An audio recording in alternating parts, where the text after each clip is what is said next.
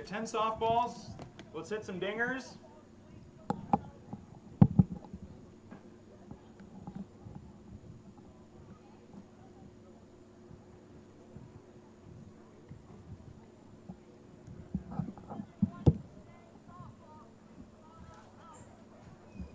Anybody not batting can go into the outfield here and help chase down the balls.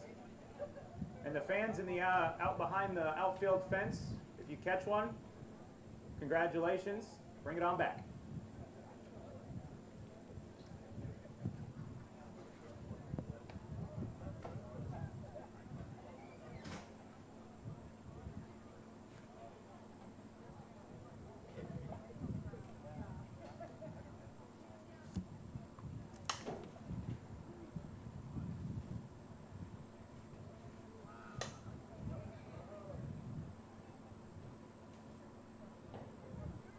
That's a 2.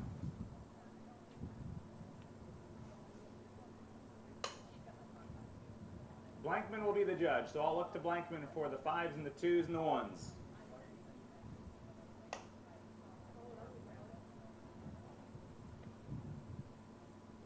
There's a 5. There's a 5.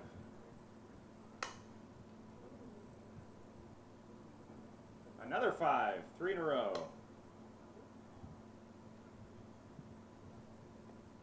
Nothing.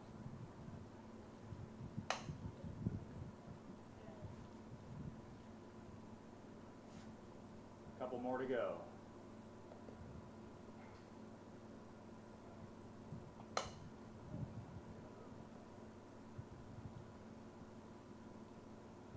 Two.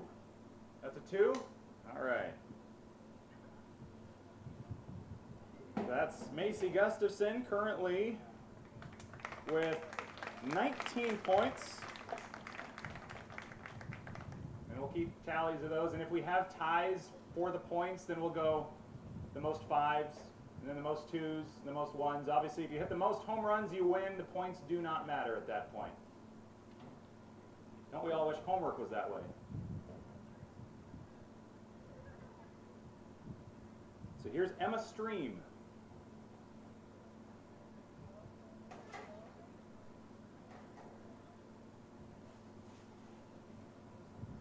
Played at Greene County.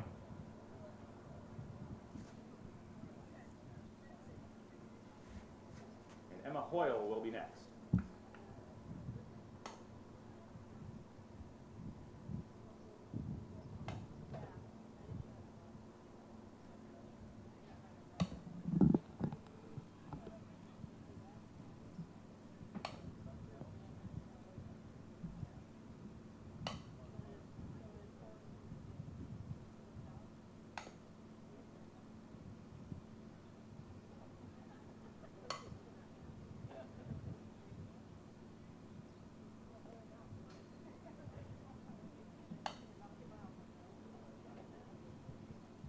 There's a 1. There we go. That'll be some points. That'll be a 5. All right. Thank you, Emma Stream. She'll finish with 6. Emma Hoyle is next.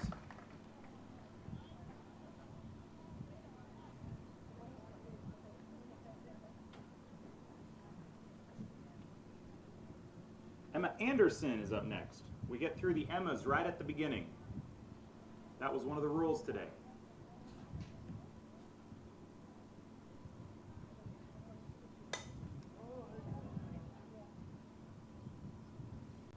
Easy 5.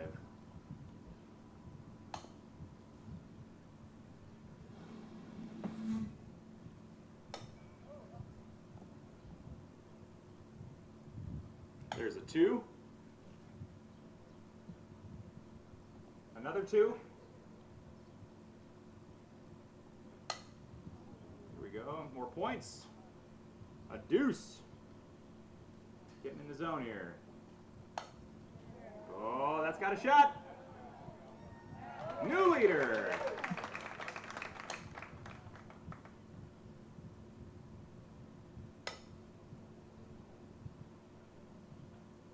With a 5. 5.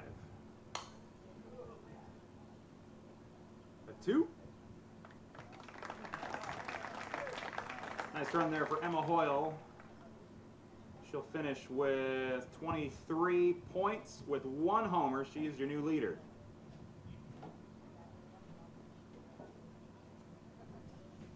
And again, if you would like to get signed up for the Home Run Derby and you have not done so yet, come on up to the press box.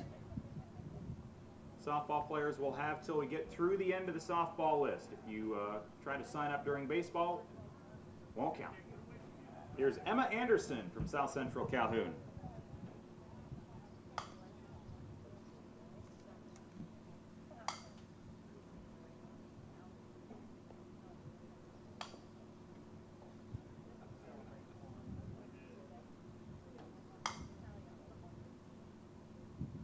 She'll get 1 for that one.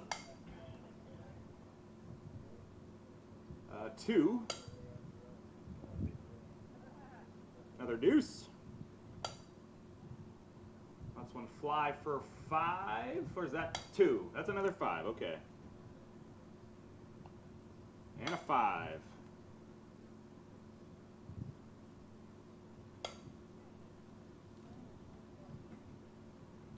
And 5. Nice job for Emma Anderson. Sorry, Avery Burke is up next. I forgot to mention that. Avery Burke from Carroll. Anderson will finish with a trio of 5s and a total of 20 points. We'll see what Avery Burke can do. Parker Adams is on deck, also from Carroll.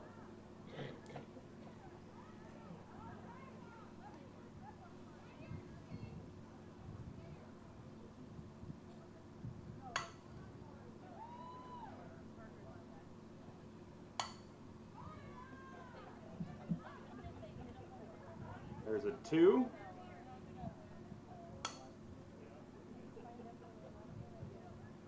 Another 2. Nobody expected her to hit to right field.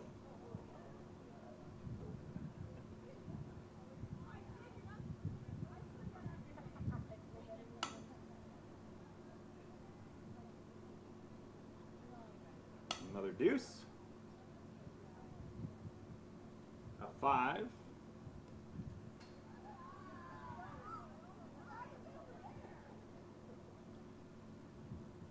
No arguing now.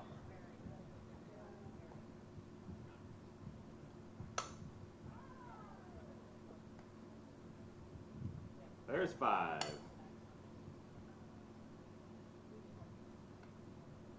And another 5.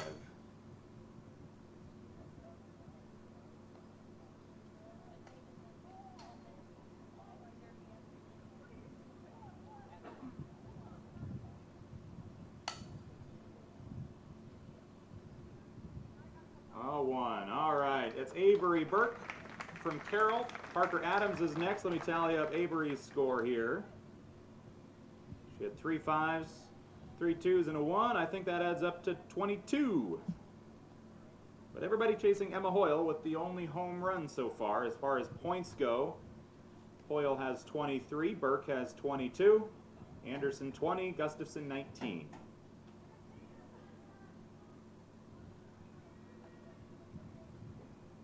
Parker Adams hit a home run on Tuesday at 8 a.m. on the 3rd pitch of the game. Got Carroll off to a good start that night. No pressure.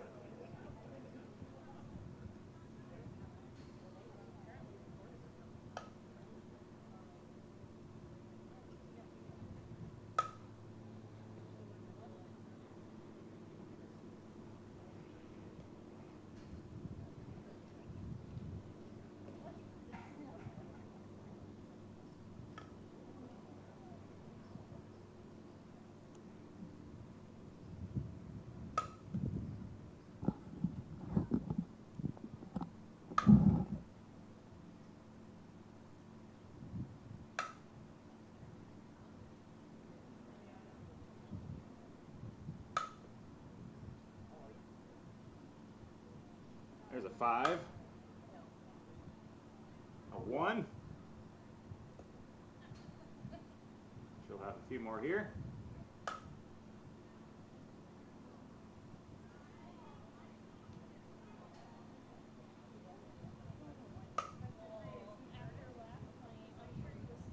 2. I didn't see what the last one was. A 2 and a 1. All right, that's Parker Adams. We'll have Brielle Henners up next, as Adams will finish with 9. Elizabeth Lloyd will be on deck, followed by Emerson Mack, Jordan Porsche, and Victoria Asmus. But Brielle Henners next.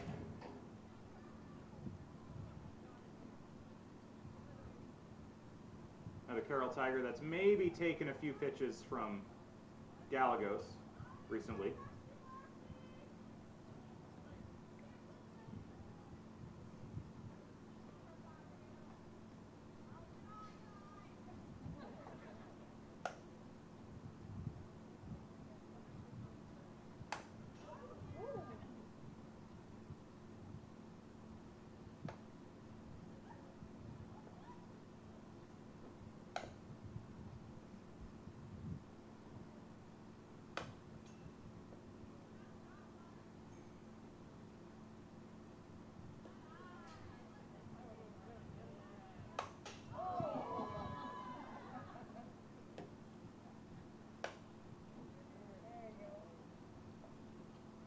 And 2.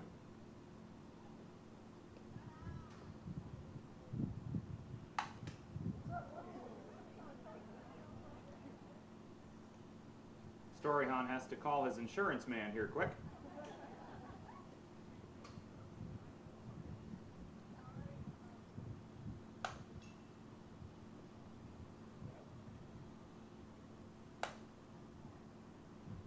And there's one to center for 2.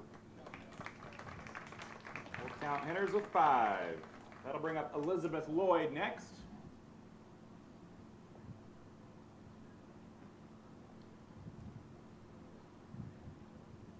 From the Glidden Ralston Wildcats. With Emerson Mack next on deck.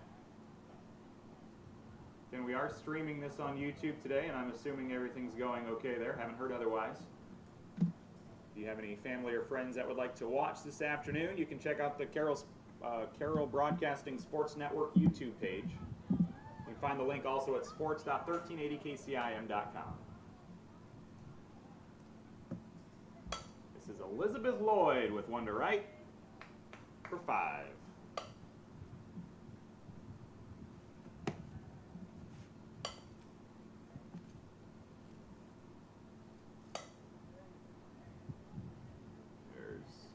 Another 5.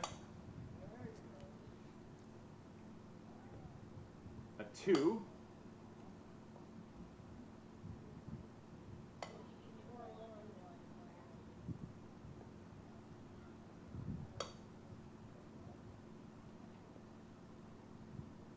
One.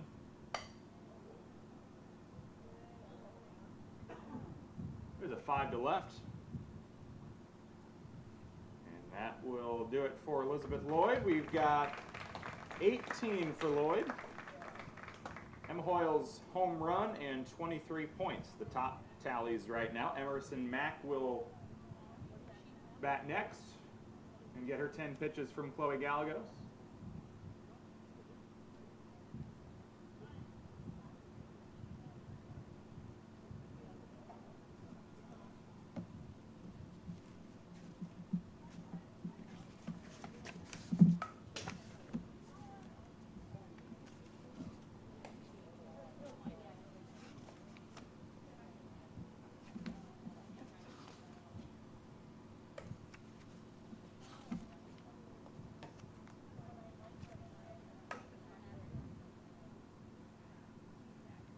There's a 2 for the ESAC Raider.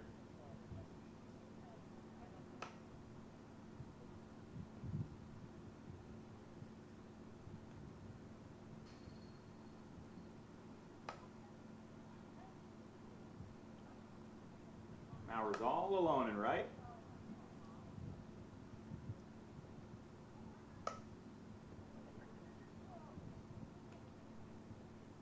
I think that's a 2. Is that a 2, Jeff?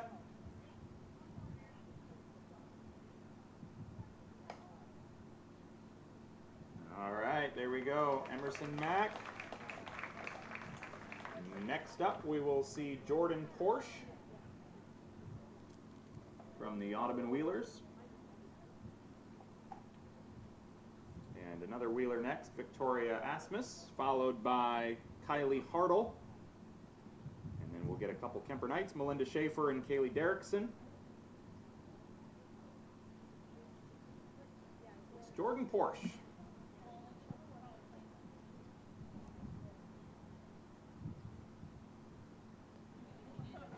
And there are prizes.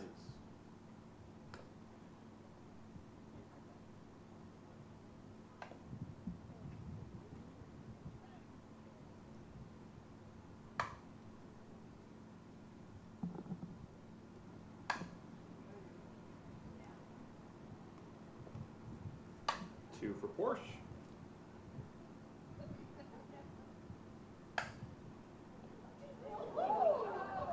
I'd give you a 10 if you hit him.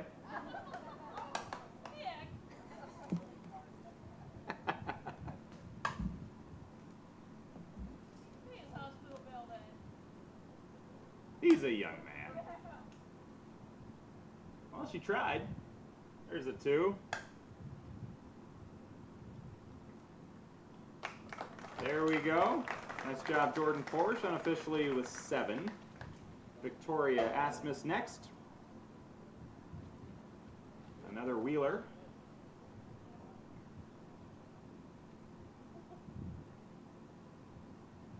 Kylie Hartle on deck. We're almost halfway through the softball list. And right now, Emma Hoyle, the one to beat, 1 home run. If anybody ties her, the score to beat will be 23.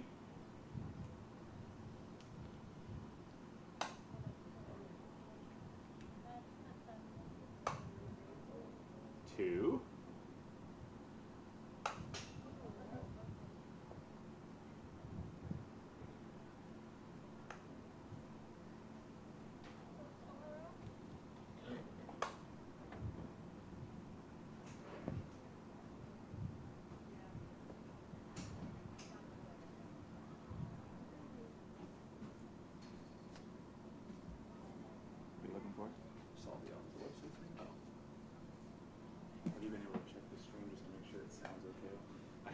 Headset on because I've seen the meters going.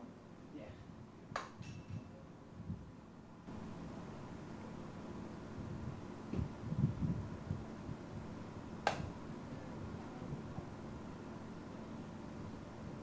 Two. 5. All right. Victoria Asmus, unofficially 9. We'll move on to Kylie Hartle now, a fellow Audubon Wheeler.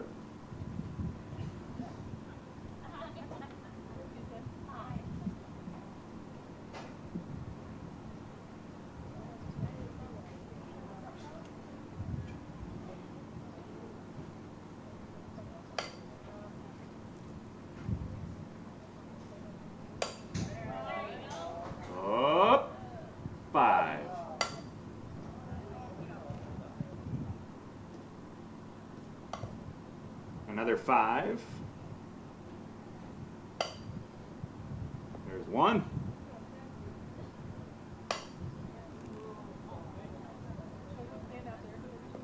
Oh, we'll count fouls? All right, we'll give her 2 there.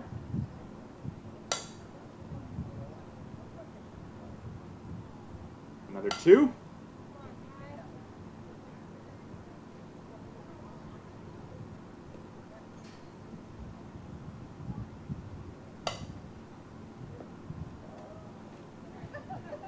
And another 2. There we go, Kylie Hartle. She'll finish with 17. Melinda Schaefer next. From Kemper, followed by also from Kemper, Kaylee Derrickson.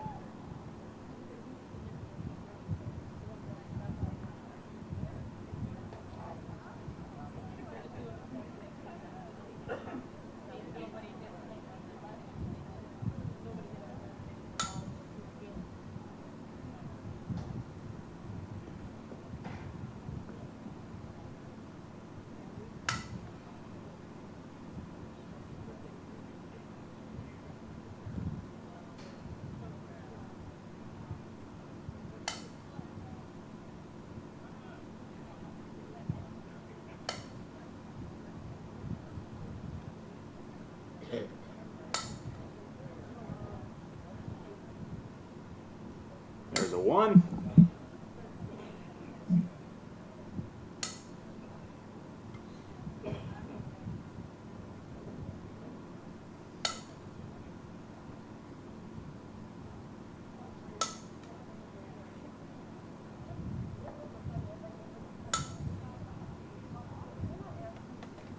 That's Melinda Schaefer, thank you. Kaylee Derrickson next, also from Kemper.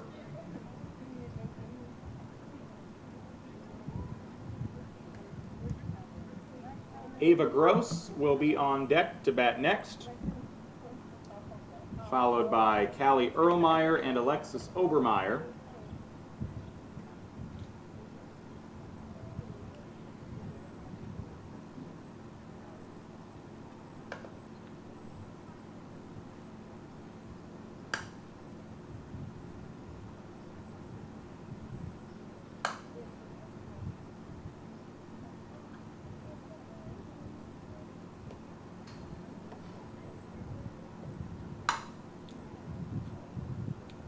She'll sling that one for 1.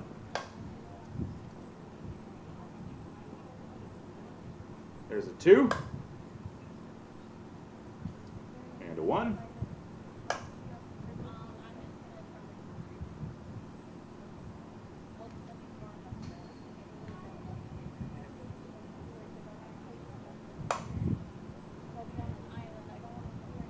Two.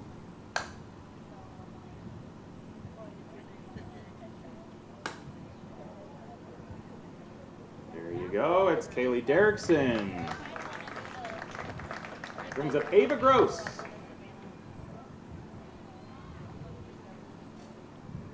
From the Carroll Tigers.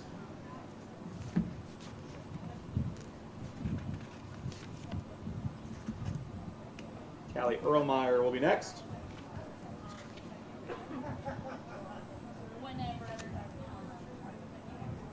Gross hit 4 for the Tigers this year, so we're expecting at least 1 here, Ava. No pressure.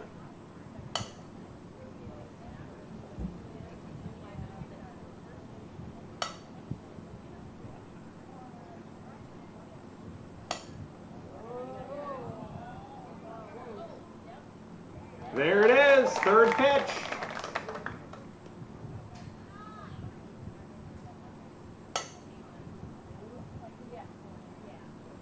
There's 5.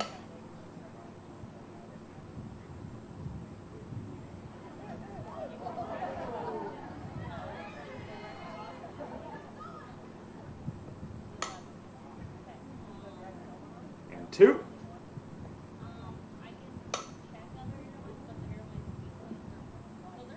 5. All right, looking for another one here. 2.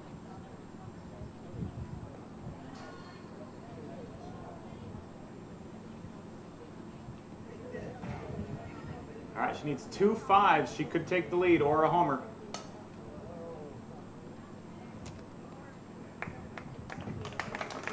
All right, that's Ava Gross.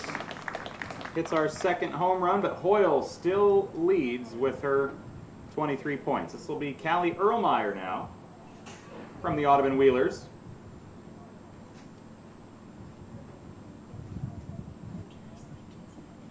Yeah. You bet.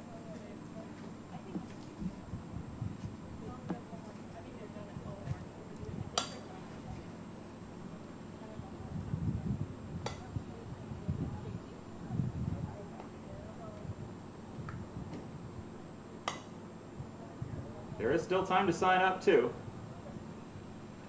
There's 2 for Erlmeyer.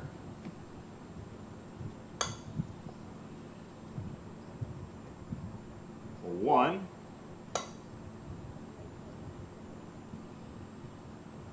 2.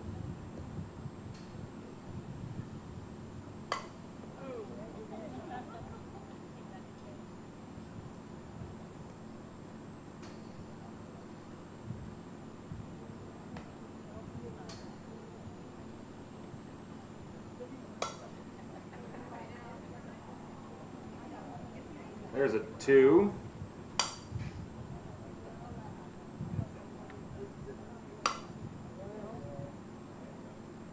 knocks that one back for 5.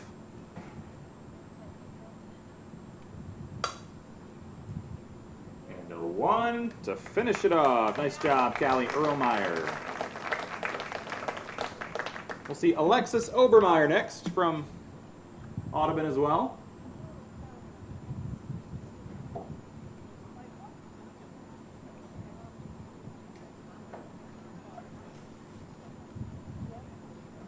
Kiera Hammond and Emma Hart will be next.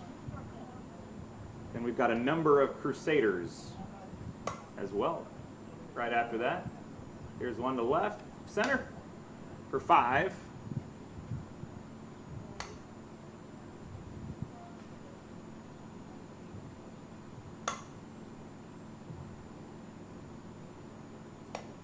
Is that last one a 1? It was a 1, okay.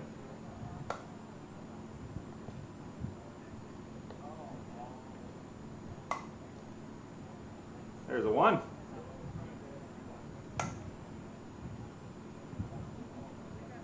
Two.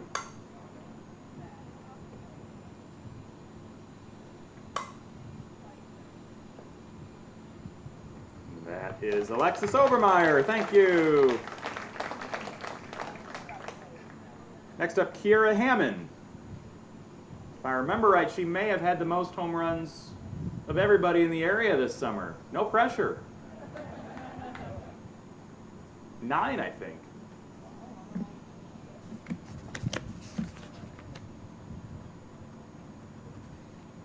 Checked my notes. Yes, that's all confirmed.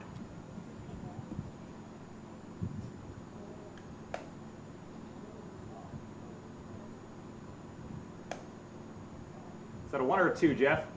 2? Center field. Oh, knocked the guy out of his chair.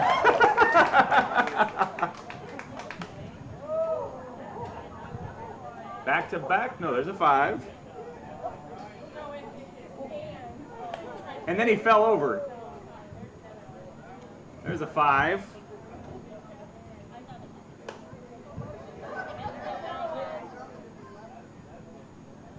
Just off the fence for 5. She'll have a good chance here to take the lead. She's got 17 right now.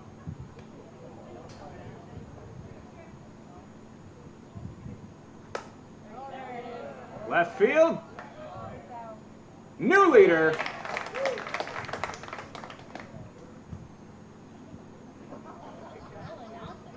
And a 2. Nice job. Kiera Hammond takes the lead with 2 home runs. And 19 points on top of that. Emma Hart is next. Emma Hart, Anna Hart, Malia Clayberg, and Miranda McClellan all on deck. Some Coon Rapids Bayard Crusaders on the way, including Hart right here. Out in center field, how's the hand feeling? Thumbs up. I think he gave me the thumbs up unless the thumb got ripped off.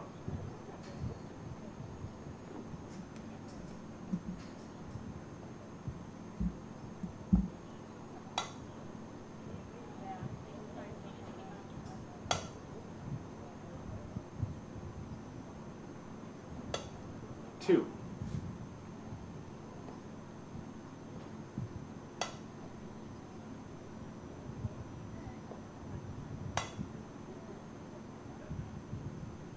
Another 2.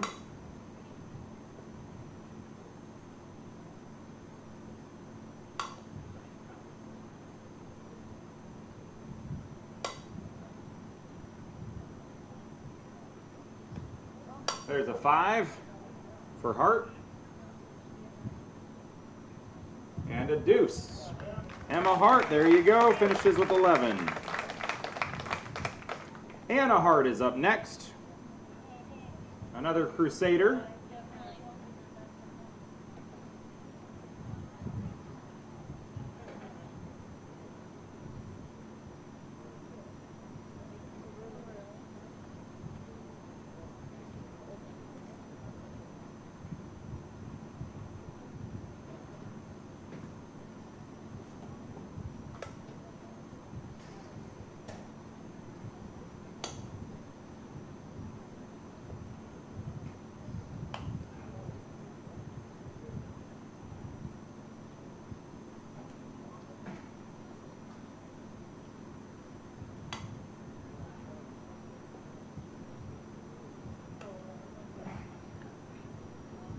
saw you flinch, Tyler. Nice shot for 5 out in center.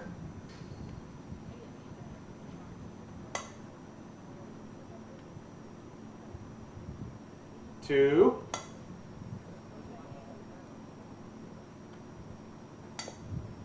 Another 2.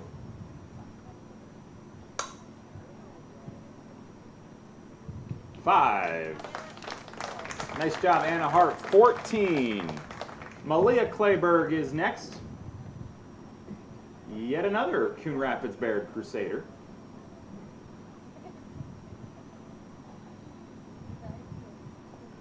Miranda McClellan will be on deck.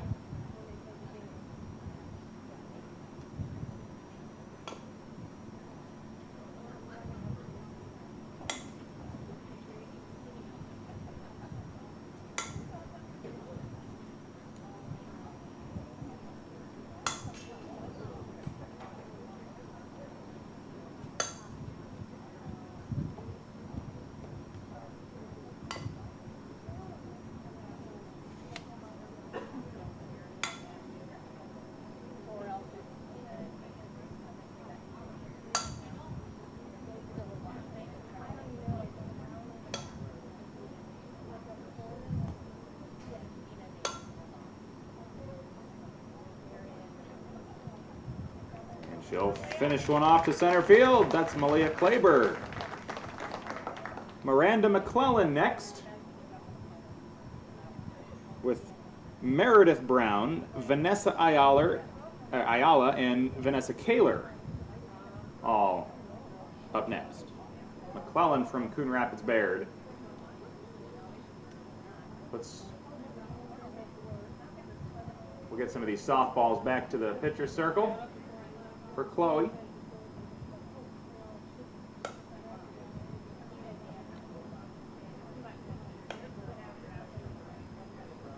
Two.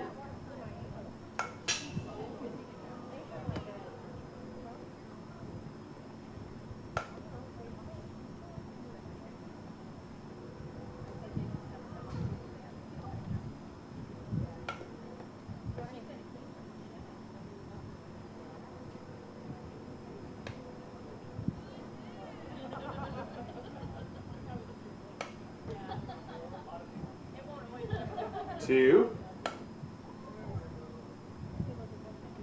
A 1, 2.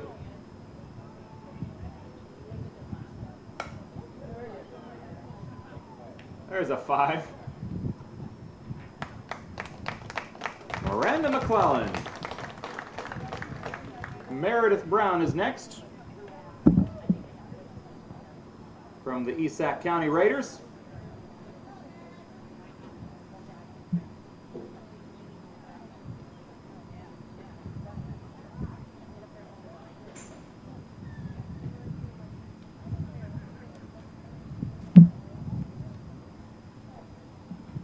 Two home runs, the tally to beat right now. Kiara Hammond in the lead.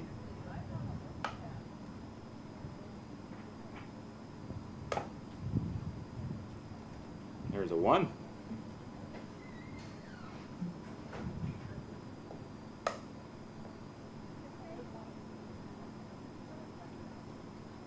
Two.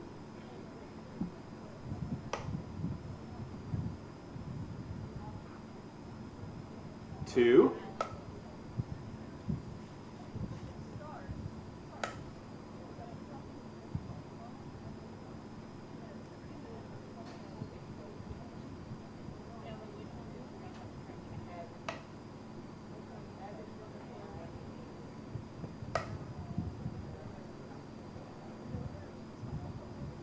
Off the fence for 5.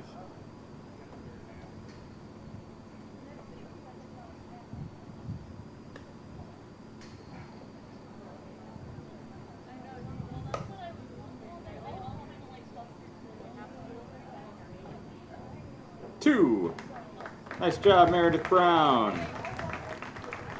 Next we'll see Vanessa Ayala from the Carroll Tigers, followed by Vanessa Kaler. Kyla Jansen, Cassidy Wank, and Kenzie Schoen are the final hitters, unless we get a late addition. If you'd like to jump in here last minute, come on up to the press box, or if you're a baseball player and you still want to get signed up, you can do so right now. 2 home runs. Score to be.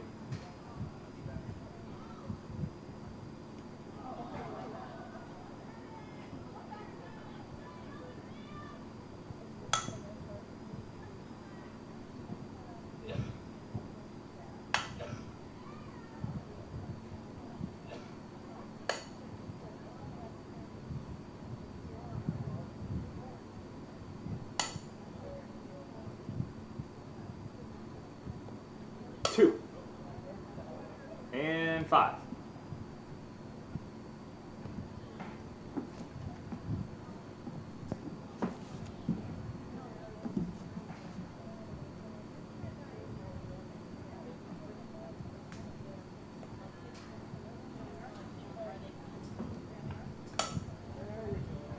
Center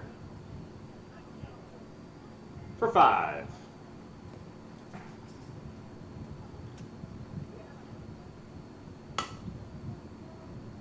There's a 1.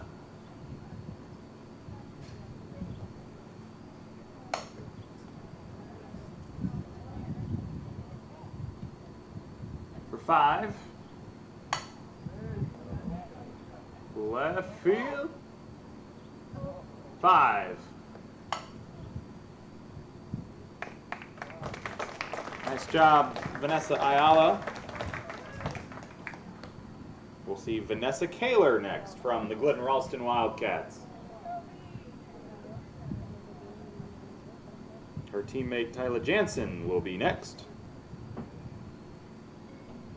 Then Cassidy Wang, Kenzie Schoen will wrap up softball.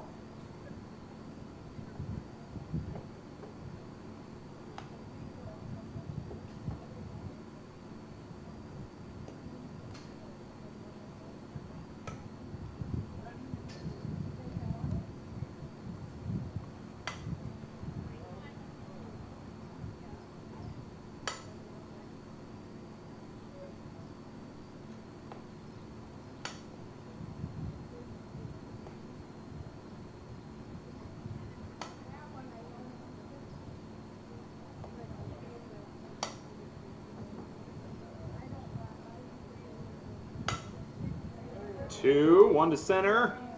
Off the top of the fence for 5. Oh, man. Robbed by the wall.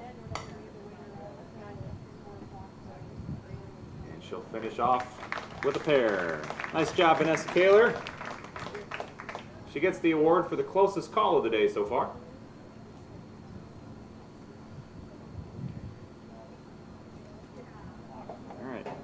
Looks like Kenzie Schoen. We'll still have Tyler Jansen and Cassidy Wank unless they have decided to not compete. We'll see.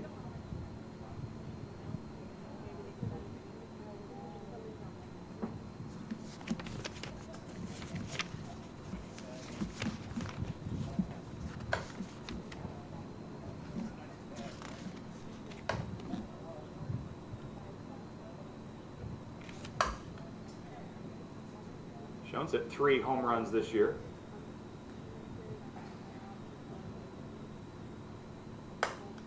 There's center field. No. But was 5, I think.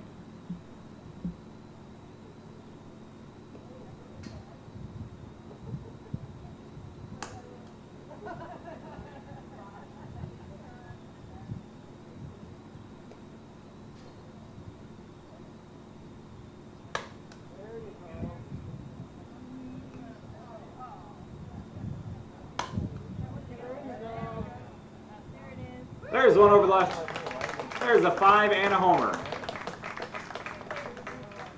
Nice job, Kenzie Schoen. Now Tyler Jansen.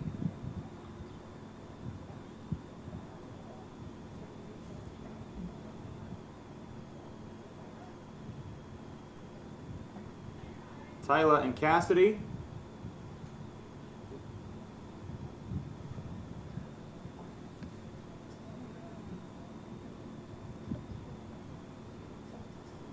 2 home runs yet for Kira Hammond.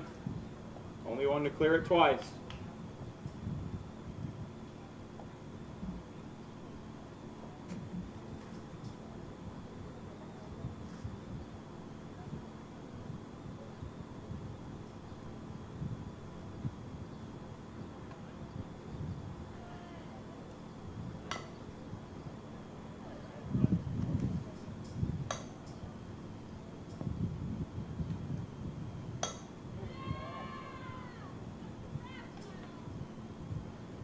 Is that a 2, I think?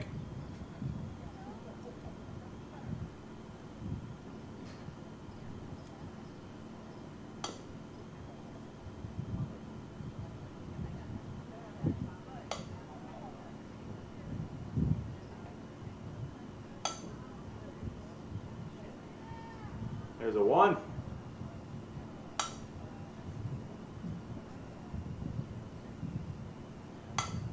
Oh, the camera takes a shot again.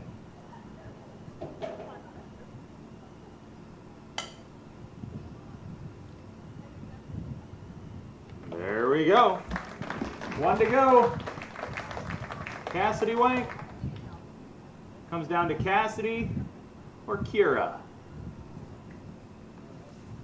And Cassidy hit a couple here. First baseball player will be Ethan Lowe.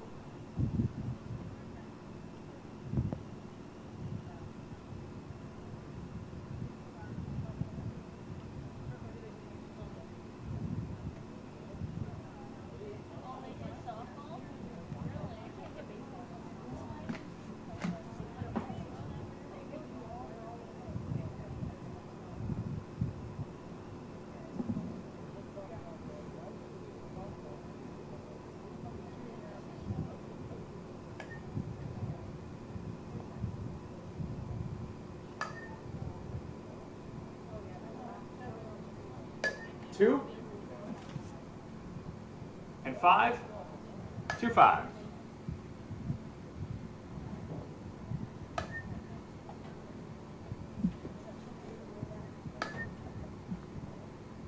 There's a 1.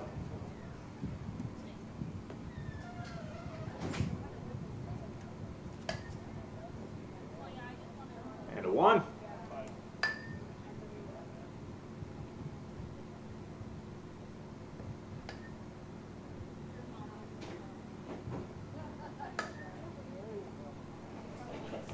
Swings 1 to center for 2. And that'll do it. Cassidy Wank finishes up.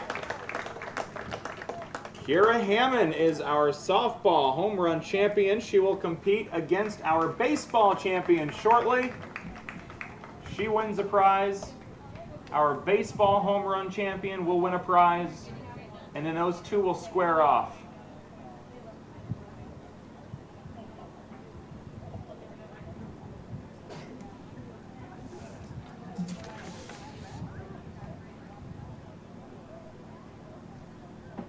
Although I should double check with Jeff.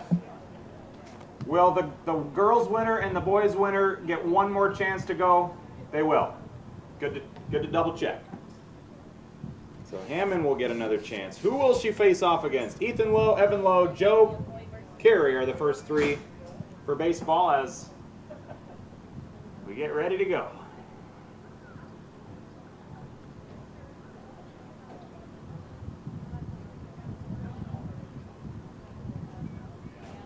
And let's give it up for Jeff Storyhunt's camera. That is one strong camera. And some cloud cover. How about that? Oh, I jinxed it.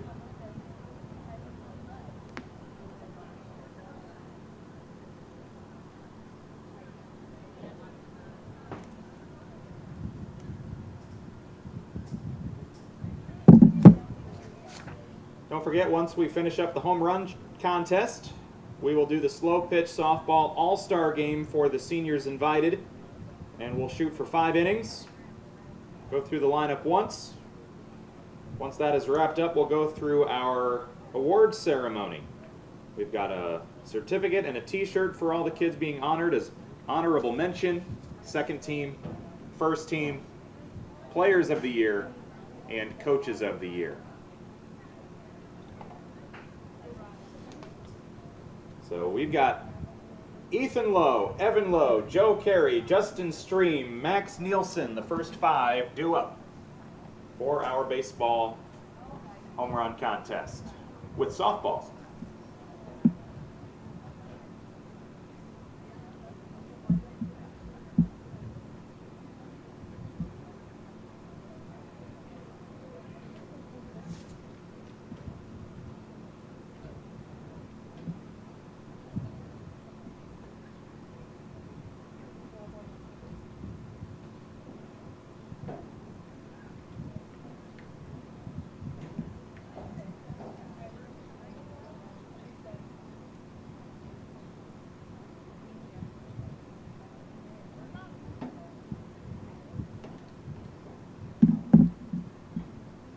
Give it up for Ethan Lowe, our first competitor on the baseball side.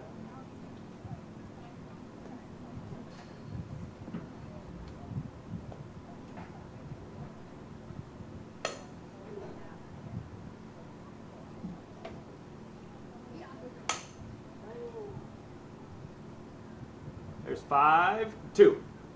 2, 2. Okay. Ooh. Hey, how about that? Over the fence. And a 5.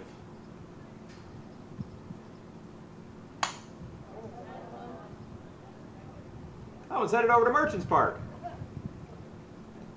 2 for Ethan already.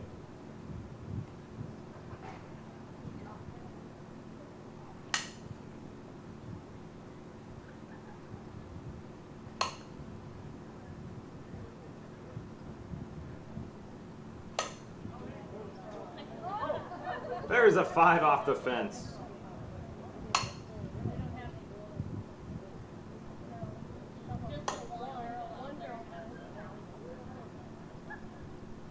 Three home runs. Nice job, Ethan Lowe. 3, the early score to beat with 12 points on top of that. Evan Lowe. We'll see if he can match his brother.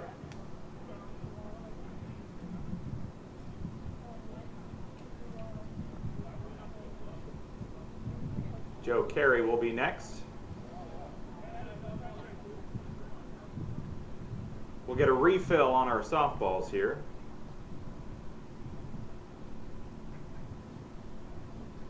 Again, all the photos today that Jeff Storyhan is taking will get posted at sports.1380kcim.com either later today, maybe tomorrow. Also on the Carroll Broadcasting Sports Network Facebook page. You can check those out for free.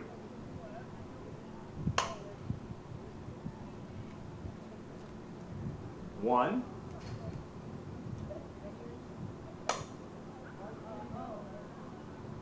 Center field. Oh, good thing that guy wasn't there anymore. There's a homer and a 5.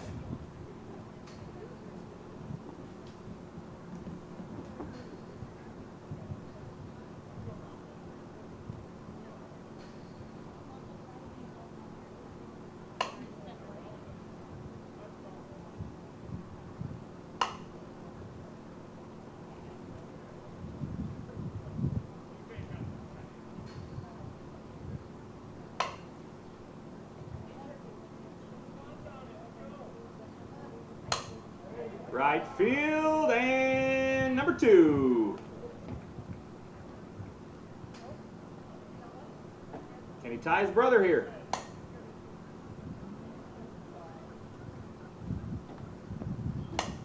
Five. Oh, another one, he did.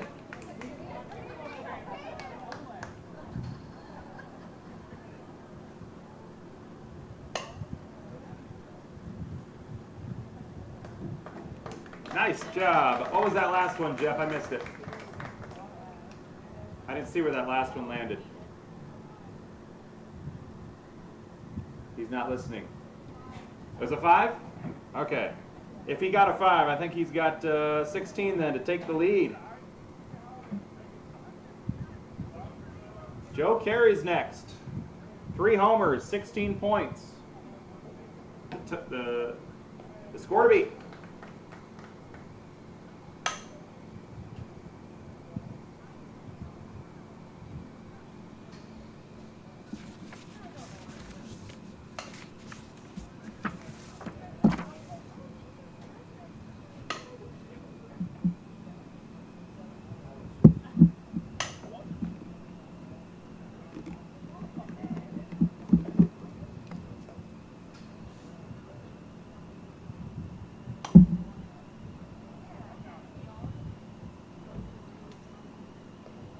Justin Stream will be next.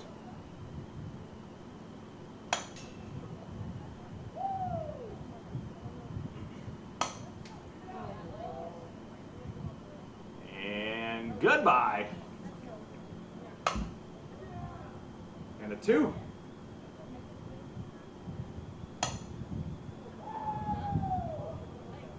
Oh, there's another. 8 home runs already. Make it 9.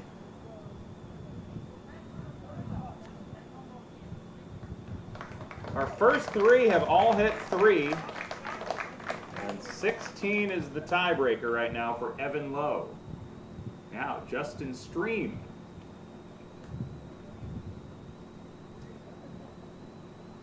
Greene County this summer along with Joe Carey.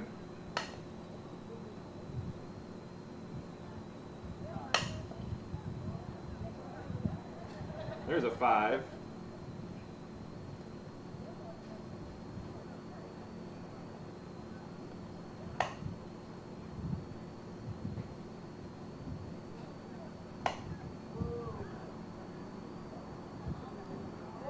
We count it. We count fouls. And a 5. And 1 or 2? 2. Left field, up the road. Couple for Justin here.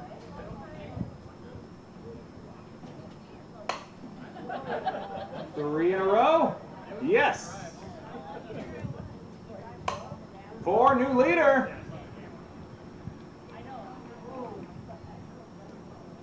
Nice job.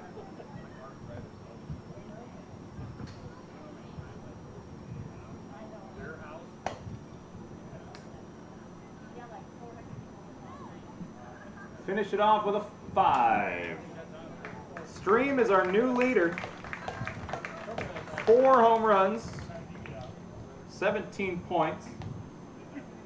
And I'm starting to think that that white vehicle up on Forest Street might be in danger here shortly.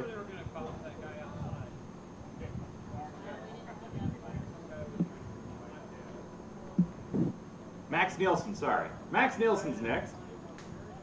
Followed by Jaden Sword, Caden Dorman, Braden Wessel, Evan Alt. Max Nielsen. He is swinging for that white car up on the street, I can tell.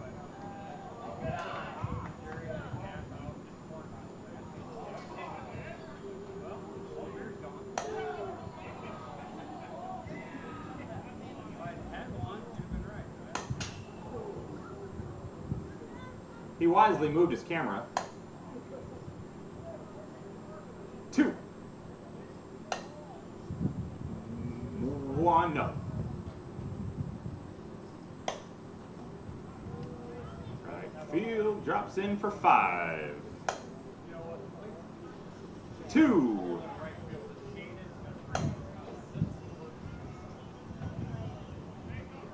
Another 2. And a 5. So 5. How's it going? You got a good spot. There's his home run. Nice job, Max Nielsen. Jaden Sword is up next. It's our KCIM Rewind home run contest for the boys. Again, we are streaming on YouTube today on the Carroll Broadcasting Sports Network YouTube page. After Jaden Sword, we'll see Caden Dorman. 4 home runs, the score to beat right now, along with 17 points.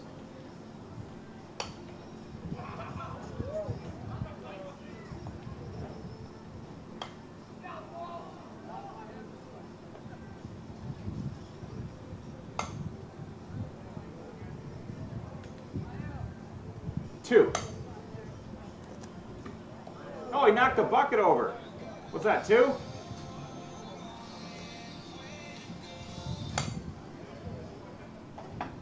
Yes.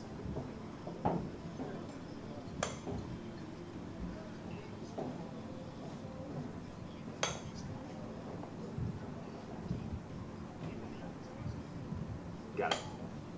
Yep.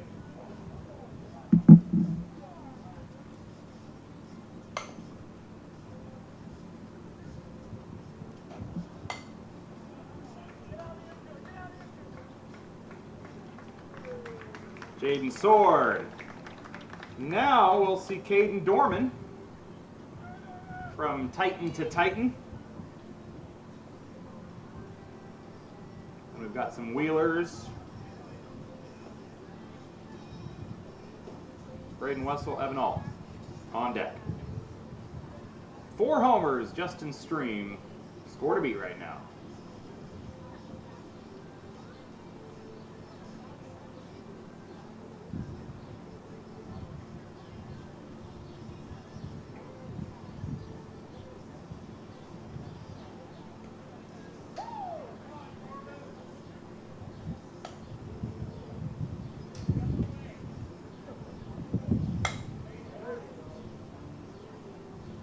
There's a 5 for Caden.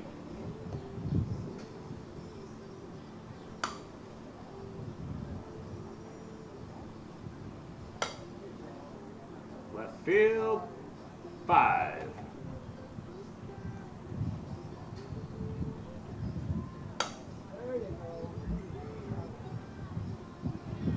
Clears the fence.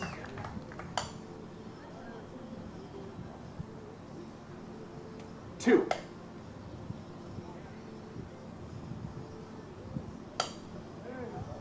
Left center. 5 off the fence. Finishes with a 1 there, and we got a couple pitches to go. Last one. In for 2. Caden Dorman finishes with 20. That would be the highest points total we've seen so far. But 4 home runs from Justin Stream, the leader. Caden hit 1 there. Braden Wessel.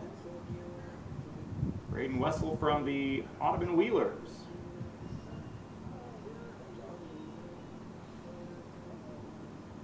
Evan Alt then, and Preston Maurer, Cooper Purdue, Mark Lynch, Tyler Brandt, Aaron Olson, all coming up soon.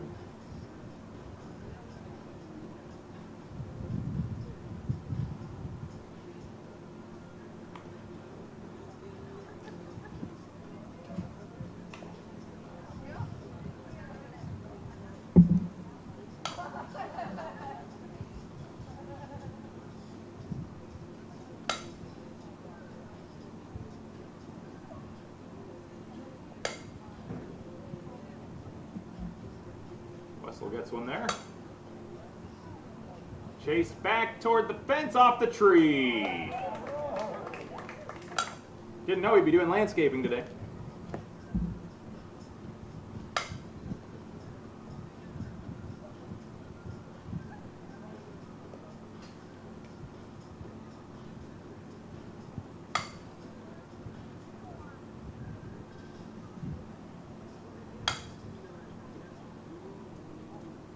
Last one. And 5. 1 home run for Braden Wessel. Evan Alt.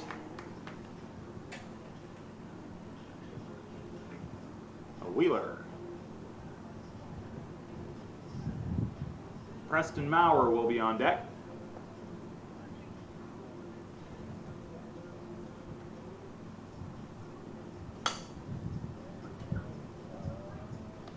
Leadoff 5 for Alt.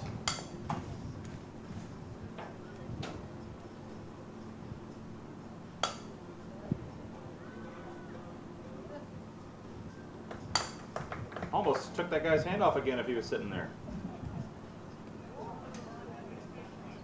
Alt with 1 home run.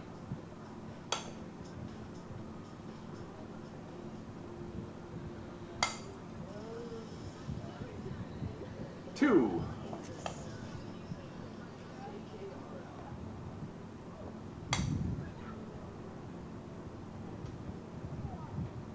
Two. Couple more to go.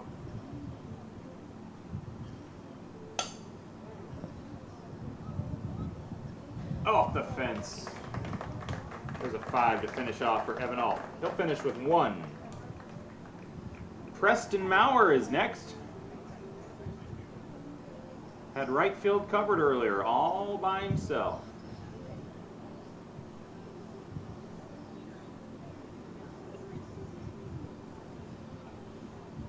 I give him credit today. He's in pants and not shorts.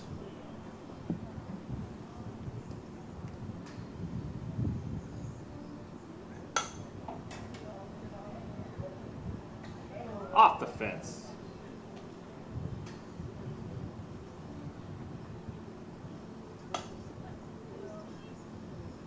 Nice shot there for 1 on the inside. Back to right. Off the fence.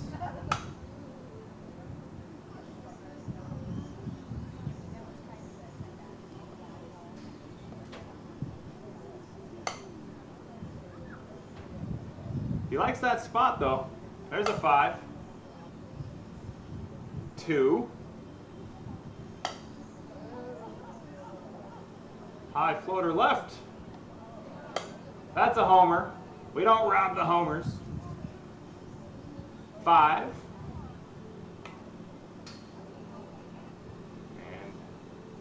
we'll finish off here.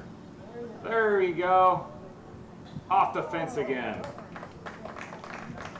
Well, he's got the most 5s out of everybody with his 1 home run. Cooper Purdue is next. Tyler Brandt will be next.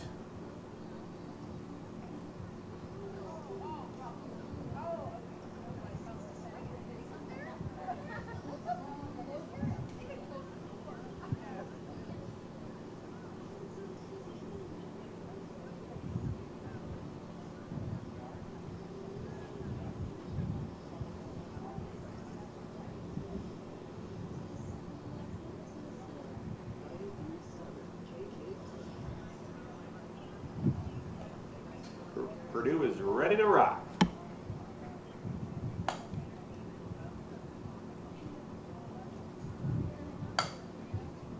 Left center. Adios. 2.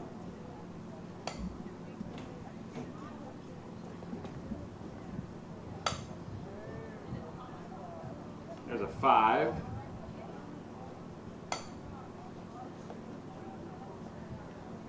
2. No, it's a 5. And another 5. Another 5.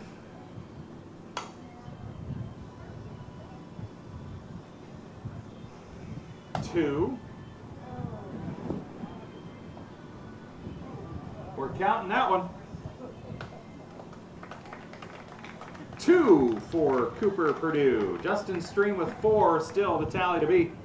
Mark Lynch. Glenn Ralston Wildcat. And up next.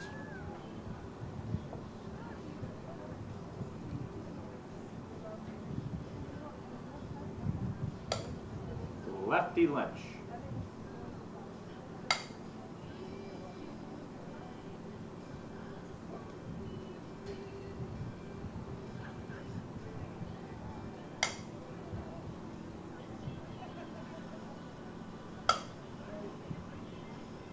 Two. 5. 1. Rips it to right, and there's a home run for Mark Lynch. Another 1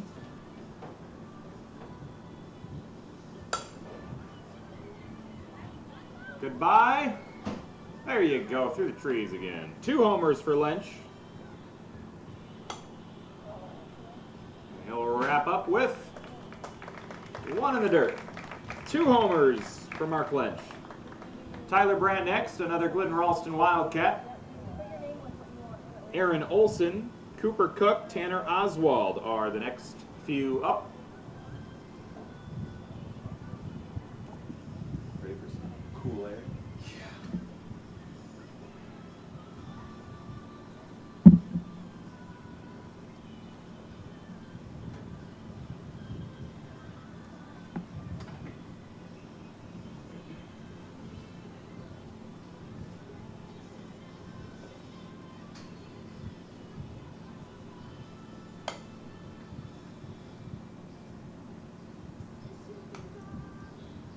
Two for Brandt.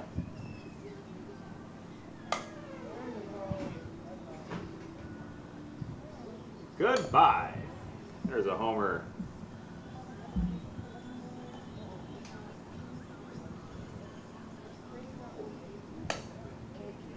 How about that one?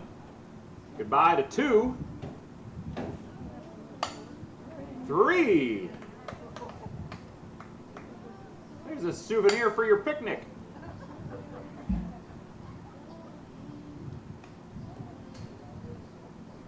Can he tie stream?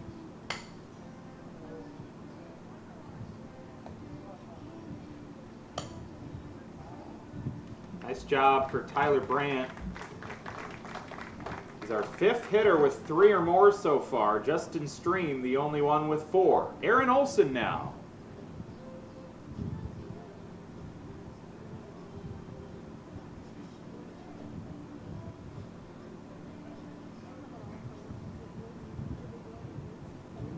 Aaron and Audubon Wheeler. Cooper Cook, Tanner Oswald, some Rockets on deck.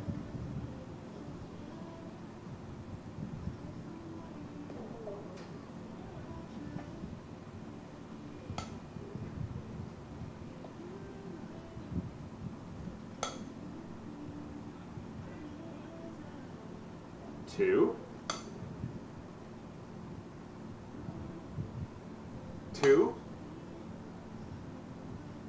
2. Jeff's just going to keep 2 up in the air, I think. 5.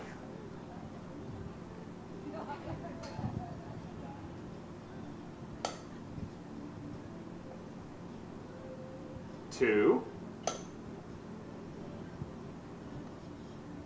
5. He's got his spot in right center, that's for sure. Last one.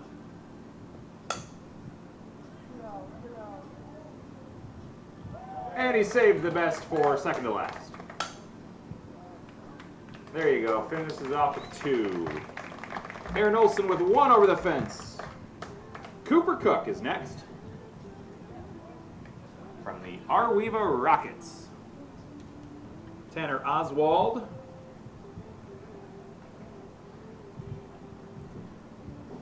Coon Rapids Baird on deck.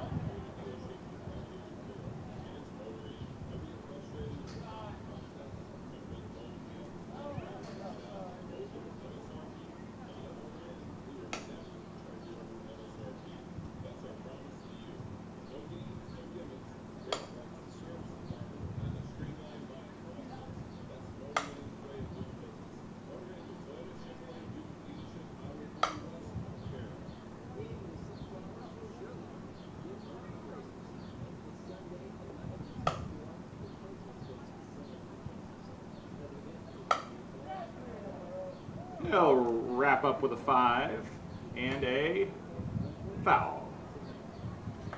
Cooper Cook Now we'll see Tanner Oswald. Coon Rapids Bayard Crusader. And we've got several Crusaders on deck. Gabe Obert, Easton Hayes, Cal Hayden, Colby Culbertson, and Reed Henners. Looks like he'll be the last one on the list. 6 to go. 4 home runs, the score to beat. Justin Stream right now leading the charge to face off against Kira Hammond.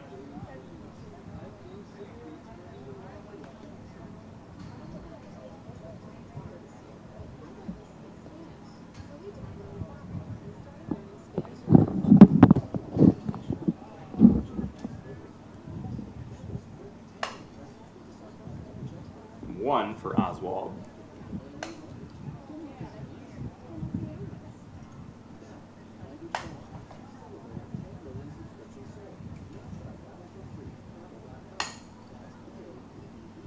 Another one.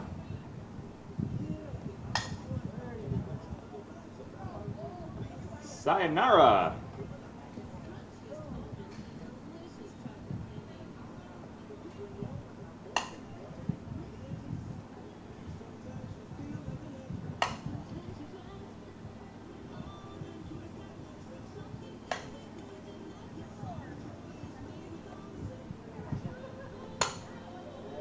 Left center, number 2.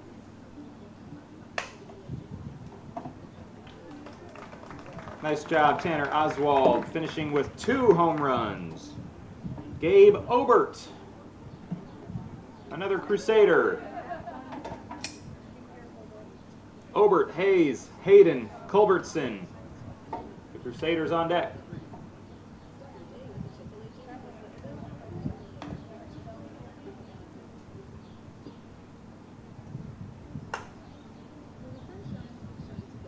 One for Obert.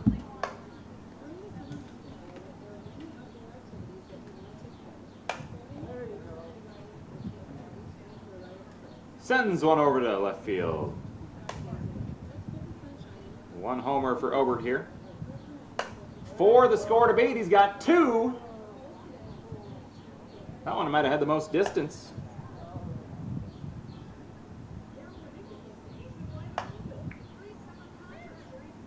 Got a 5 and a 5. Got another homer. I look down. 5.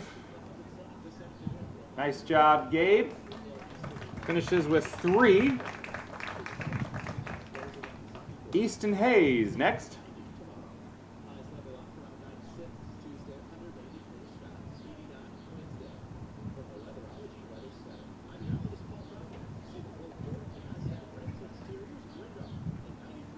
Four homers for Justin Stream. That's what everybody's chasing.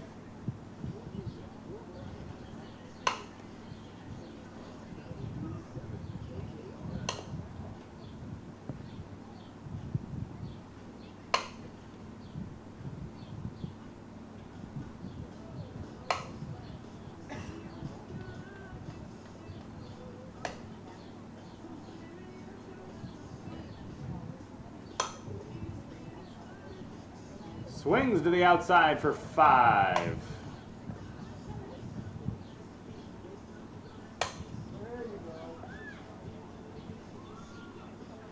Sends one to center.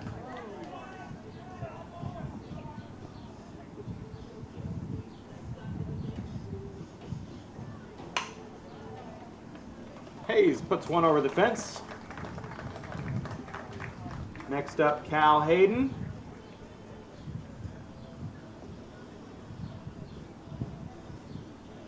Cal Hayden going into his freshman year. I think that's the name we'll hear a lot over the next few years.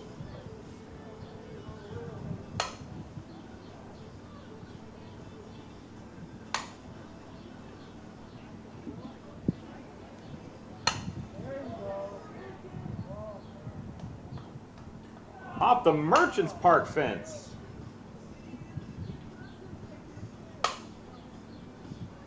There's a 5.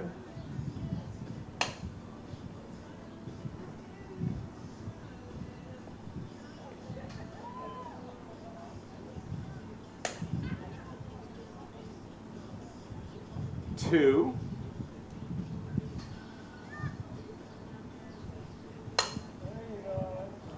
And goodbye. That is on Merchants Park. Can you go back to back? Back to back on Merchants Park. It's got 3 right now, I believe. 4. 4.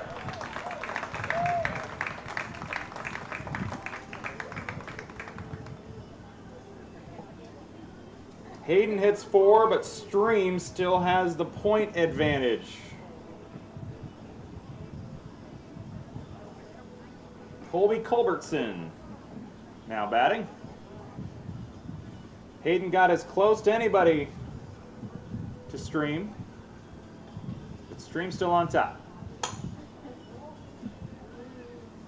Culbertson with a good start. Homer and a 5. And a 2. You could catch that, Jeff. 2. 5.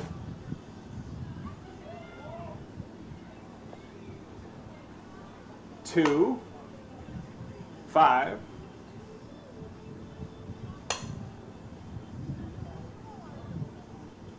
There's one over the fence. 3 homers. Is this 4? He gets 4. And by my count, Culbertson takes the lead. I've got 3 5s and 3 deuces. That's 21 to Stream's 17. Colby Culbertson takes the lead. And now it comes down to Reed Hinners and the IKM Manning Wolves.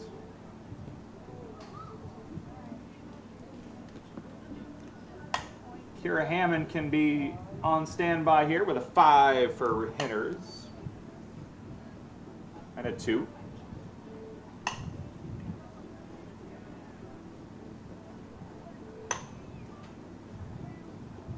2.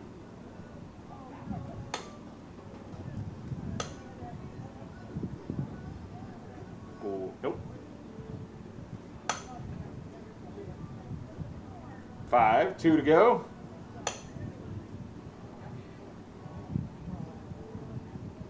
5. Nice job, Reed Hinners. Finishes with 1. So Colby Culbertson will be our boys home run champion. Colby and Kira Hammond will square off. But congratulations, Colby just edges out Justin Stream.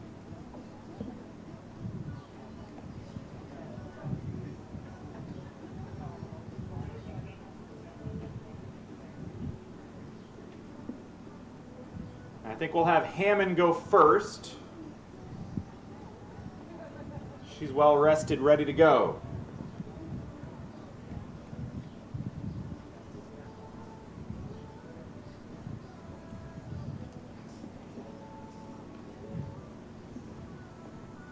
Hammond hit 2 to move on to our championship battle. Good start.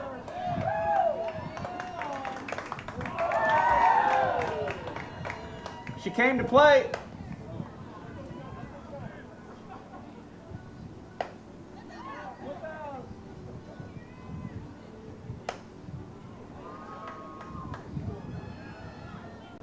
Three, 4.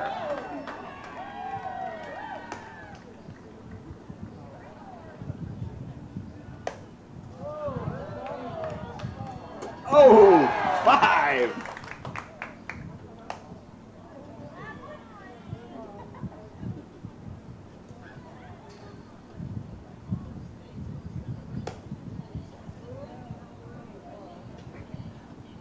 She finishes with 5. Great job.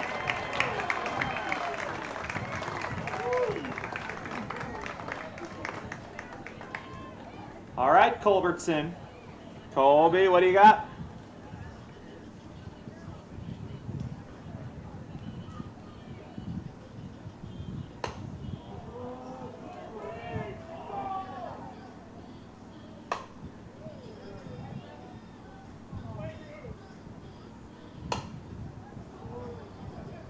It's gonna have to get hot here.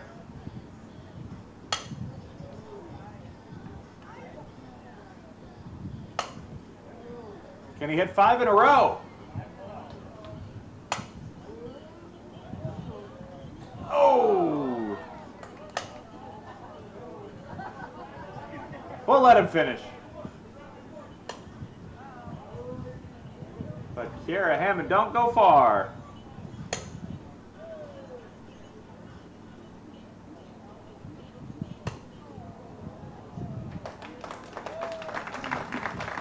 Nice job, both of you two.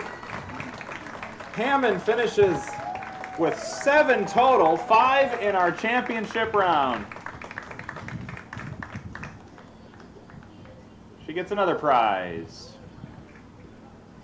Let's give them all a round of applause one more time. Nice job, everybody. Then we'll get ready for the All-Star game. We will have Coach Waddle and Davis in the first base dugout, and Coach Bowman and Wilder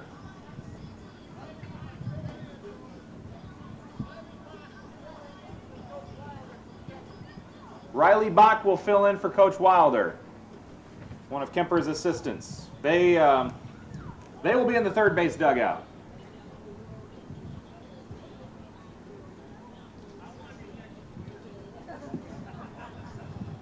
Those are your champions right there.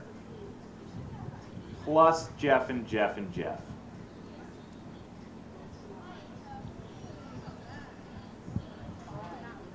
On Coach Waddle and Davis, we'll see Jordan Schwabe, Joe Carey, Brielle Henners, Max Nielsen, Miranda McClellan, Braden Wessel, Victoria Asmus, Gabe Obert, Emma Anderson, Cooper Cook, Tyler Brandt, Kenzie Schoen. You'll all be in the first base dugout. On the third base side, Coach Bowman and Wilder, with Bach filling in today. We'll see Cameron Venner, Preston Maurer, Vanessa Ayala, Jaden Sword, Meredith Brown, Preston McAllister, Emma Hart, Easton Hayes, Bridget Sherbrun, Tanner Oswald, Justin Stream, and Trayton Berry. All kinds of Crusaders in that third base dugout.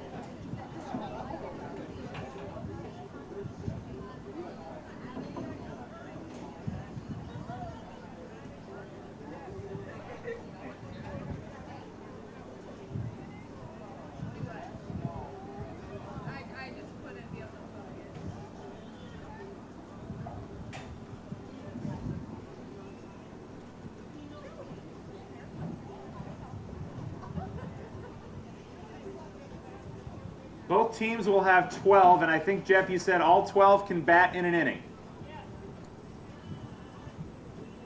I don't remember what we're doing for fielding, though. If just 9 are out there, or all 12.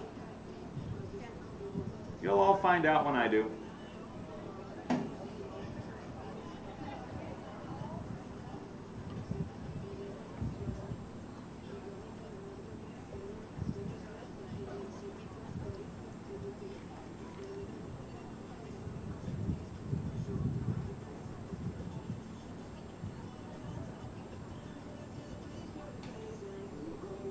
Once again, all of today's photos taken by Jeff Storyhan will get posted on our website, sports radio.1380kcim.com, and on our Carroll Broadcasting Sports Network Facebook page. 10 players in the outfield. So we'll have 10 playing defense. All 12 can bat. And they will not go through the lineup more than once in an inning batting. Let me check out the other rules, see if there are any other things I should mention here. 5 innings. Then we'll wrap things up with our All-Star Awards ceremony.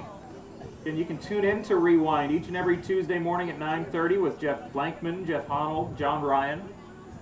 They'll recap the week in sports, preview upcoming weeks and games, and talk about whatever they want to talk about that week.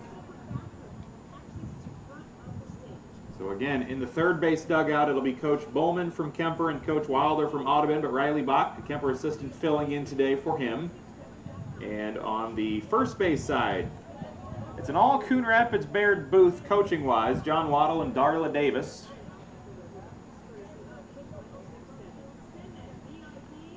And I will not have a batting lineup, so I will try to pick out who's batting and whatnot.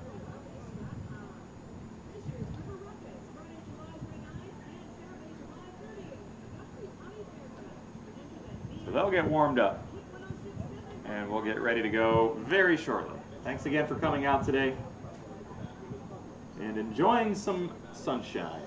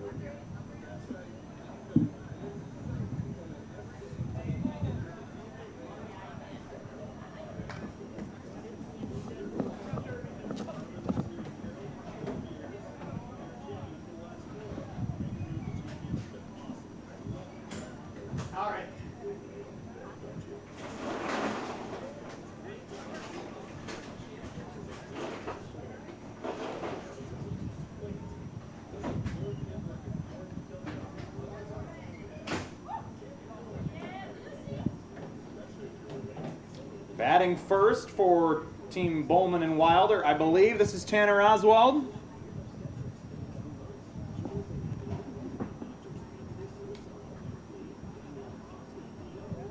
With Max Nielsen in the circle.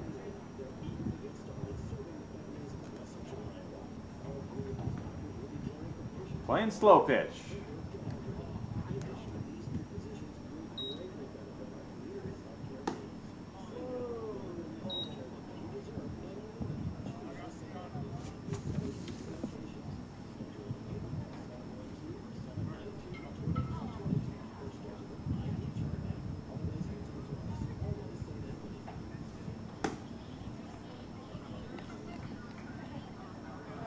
Oswald singles to left field.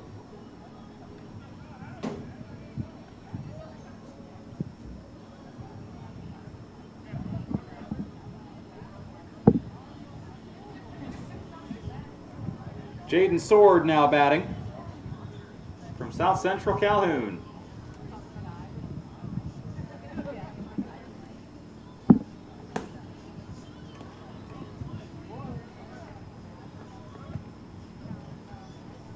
Fielder's choice.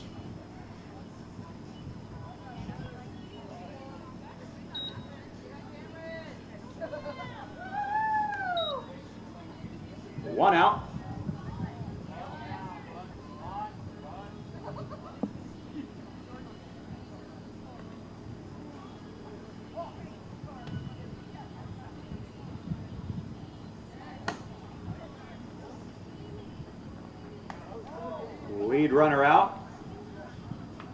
Cameron Venner reaches.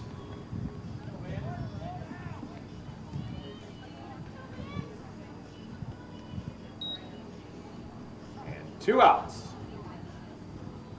Here's Vanessa Ayala. Safe.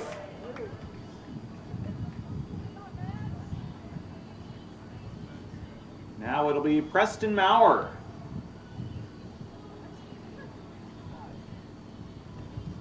Has his own detailing business.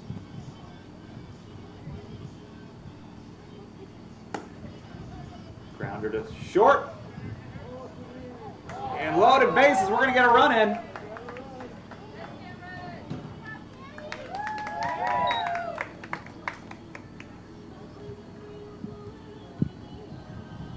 The guests are on the board.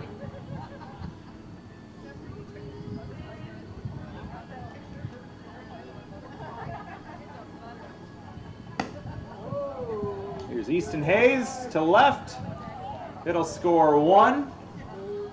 It'll score 2.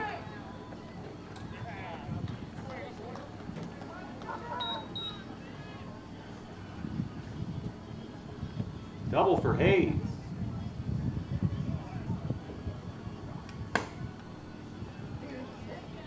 Looking for the final out. Won't be here. Run will score.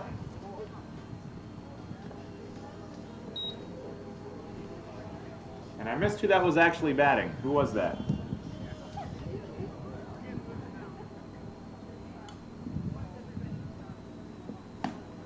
Here's Meredith Brown.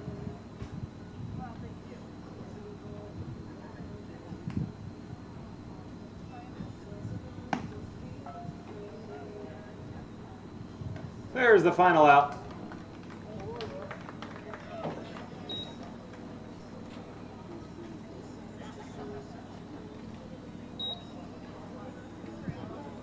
Four nothing after the top of the first.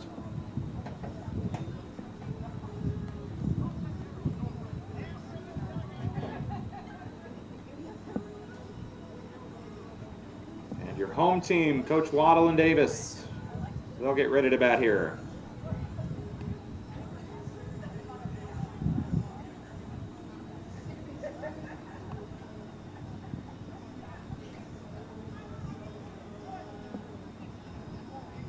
Jaden Sword in the circle.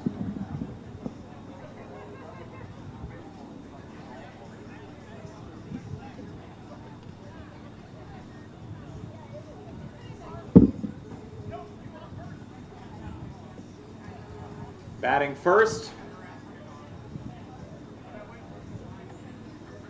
it'll be Cooper Cook.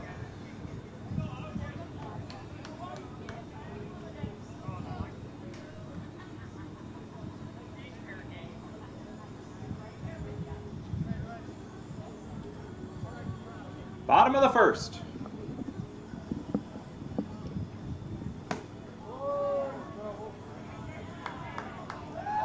He wants a double. Will he get a triple?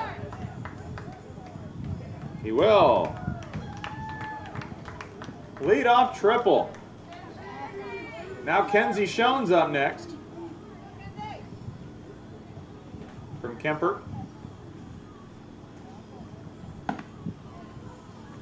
Chopper will score the run. And almost a collision.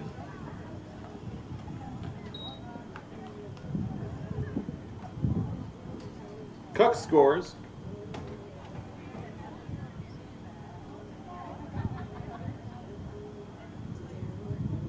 Now it's Max Nielsen. That'll be caught and right for the first out.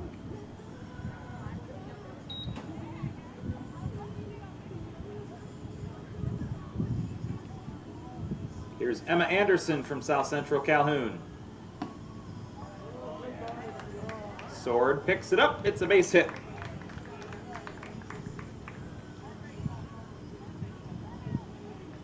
Gabe Obert now with a couple on.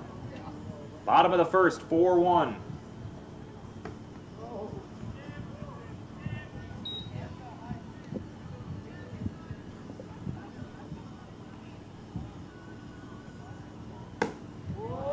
Left field, will it clear the bases for 3? Tie ball game.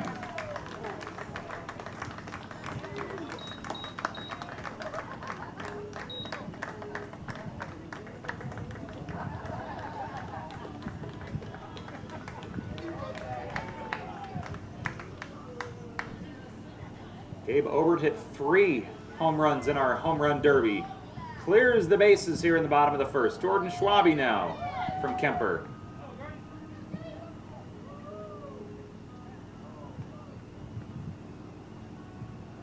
Schwabe cleared the bases in her last at-bat of the season this year. She'll single to center.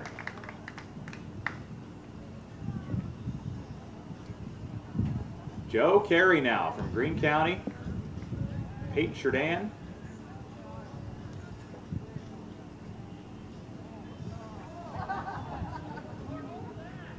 Oh, that will leave a mark.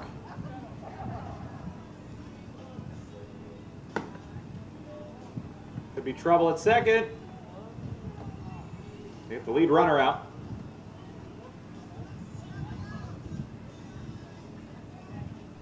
One out. Now Brielle Henners from Carroll. Oh! Oh, I missed an out on the board, didn't I? There we go. Tied at 4 after 1.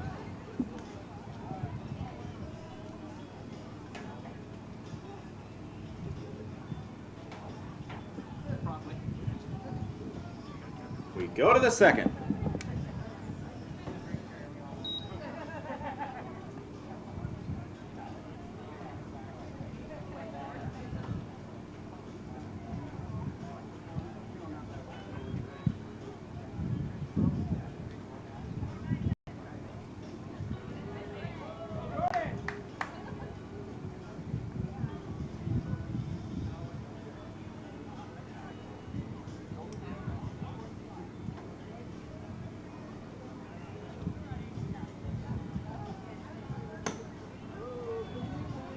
Oh, I want to see that video. I hope that was on video. That better make it in the highlight package, Tyler. Give Tyler the assist on the error.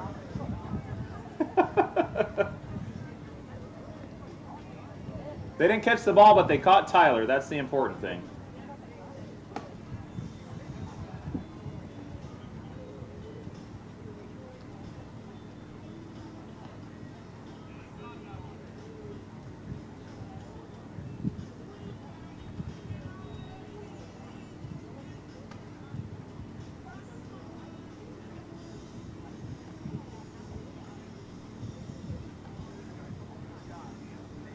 I think this is Preston McAllister.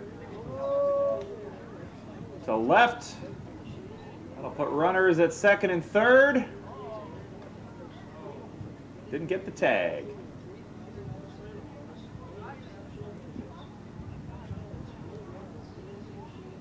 Here's Jaden Sword.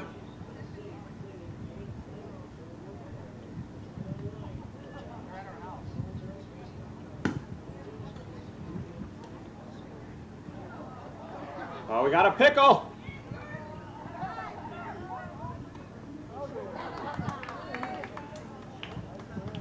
First out.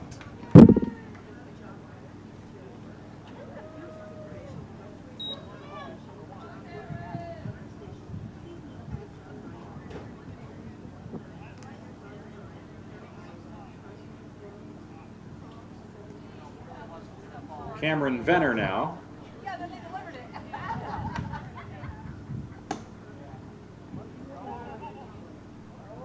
Oh!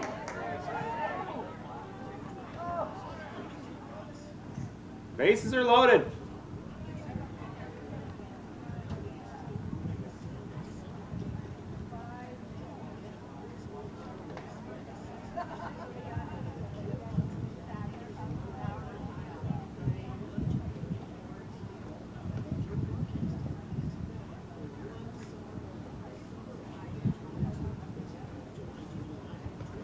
Did she switch teams? Okay, this is Victoria Asmus.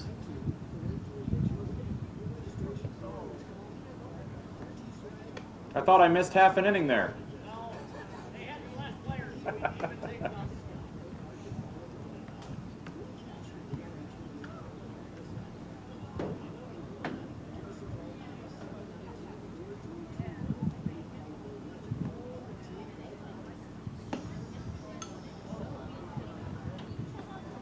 Foul ball.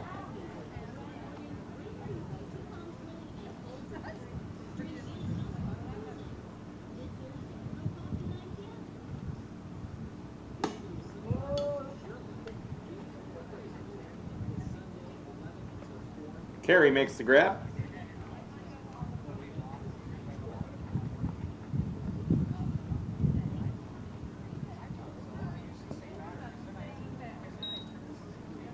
Vanessa Ayala.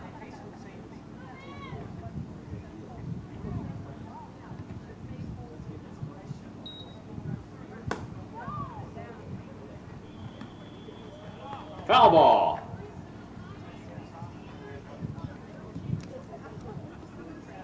Nobody scored here in the top of the second, I don't think.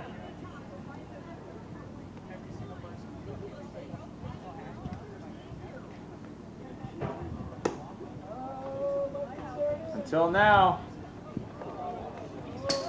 2 score.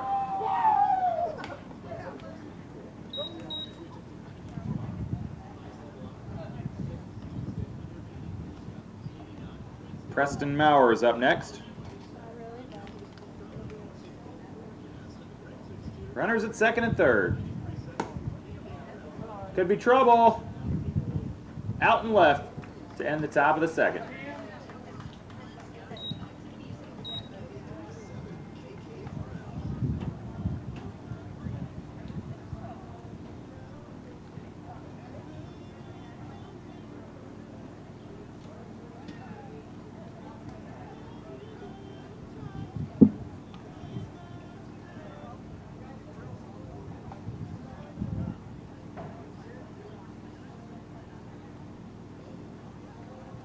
Sword wants to try a real softball pitch here.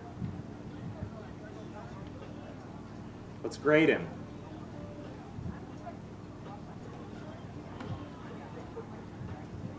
Just a bit upstairs.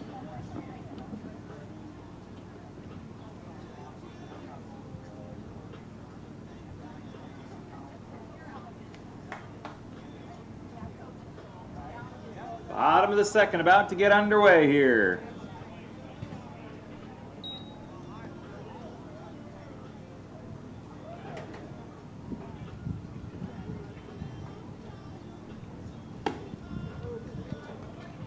Miranda McClellan flies out.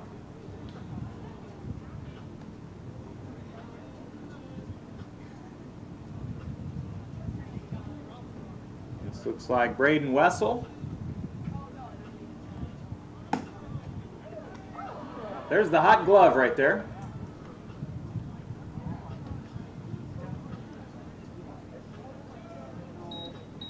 Two quick outs. Tyler Brandt here. Well, that was a quick inning. We go to the third. 6-4. The visitors lead. Coming up after this all-star game, we will get to the awards ceremony and distribute certificates, t-shirts, and all kinds of kudos to our area athletes. Bottom of the inning about to get underway here.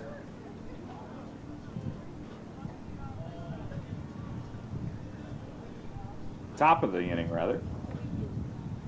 Should be Easton Hayes, I believe. Grounder to left.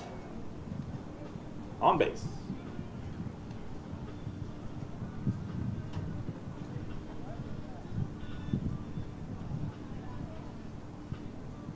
This will be Justin Stream from Greene County.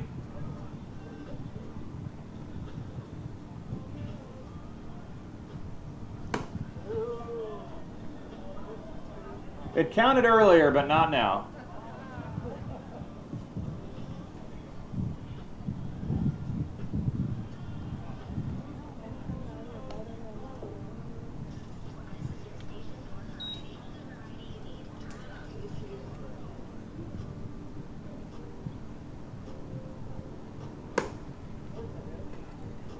That'll put runners at first and second.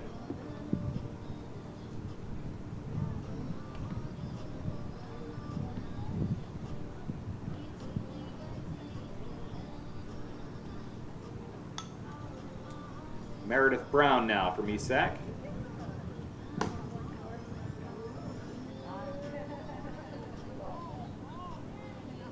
Scores 1.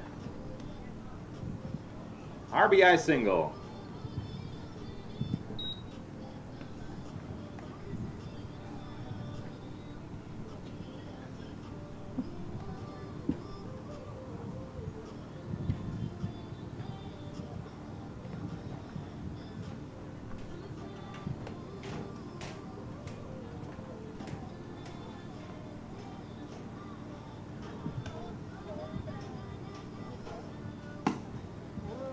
Out to left.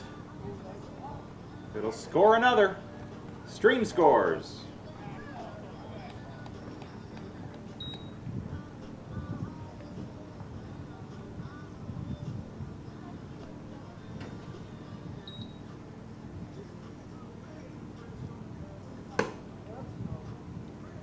Nice grab out and left for out number 2.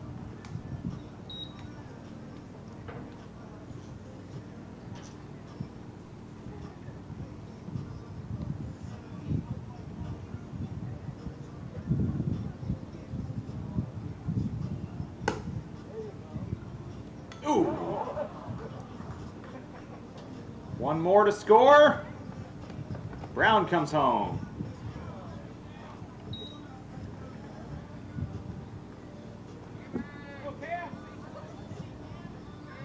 Cameron Venner.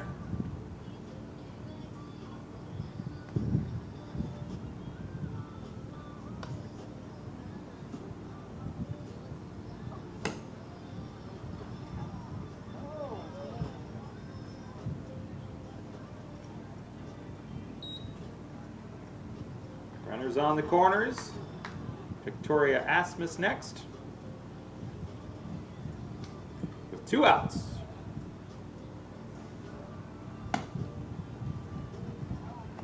To end the inning, there it is.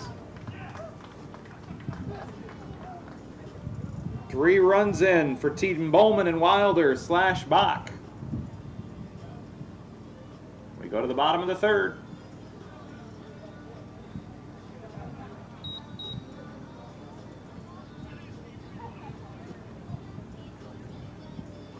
Nine to 4.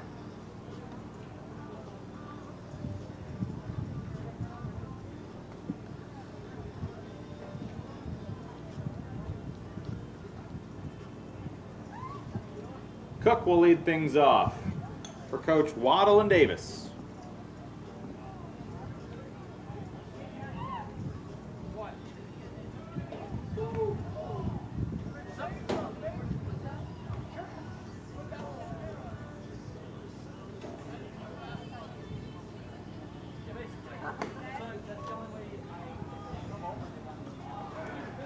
Cook beats Maurer to the bag. Here's Kenzie Schoen.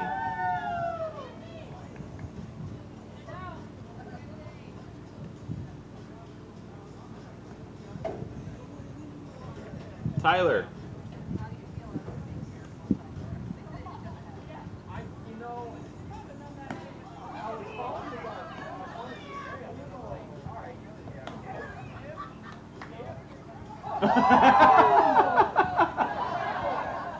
He wanted all of it here. Oh! A valiant effort from Cook. Tyler, did you get that on video? No. Oh, no! Here's Max Nielsen.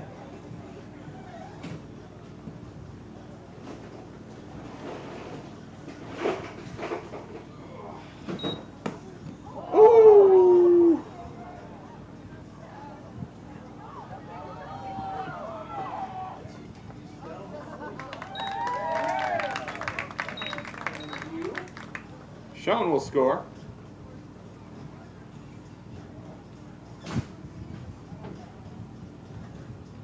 Here's Emma Anderson. Oh! Double play with the palm.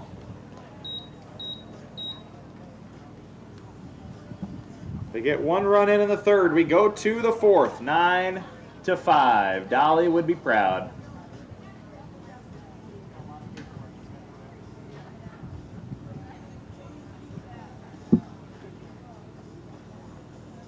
Two innings to go.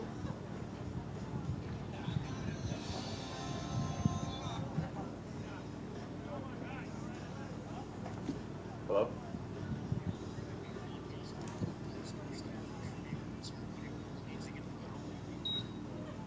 Okay, baseball first. Gotcha. Okay. Sounds good. Yeah, bye.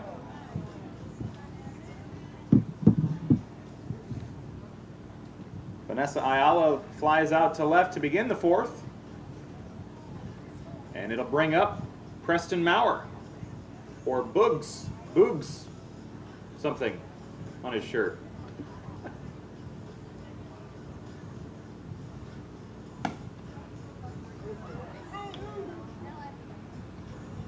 He wants two.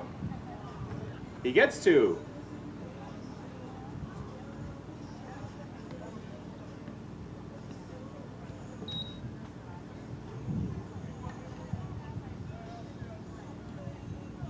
Easton Hayes up. Rips one foul.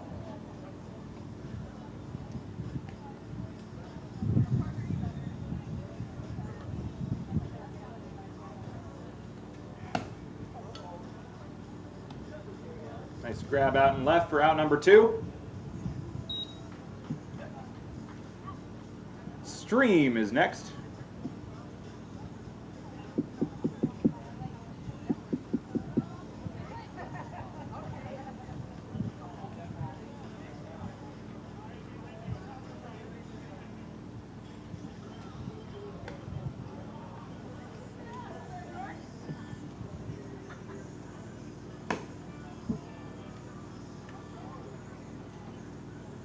That'll runners at first and second trying to come home. Out!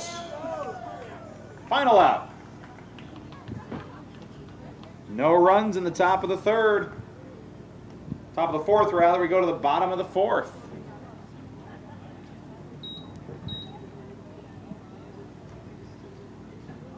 Does Team Waddle and Davis have a rally up their sleeves? We'll find out. Gabe Obert will lead things off.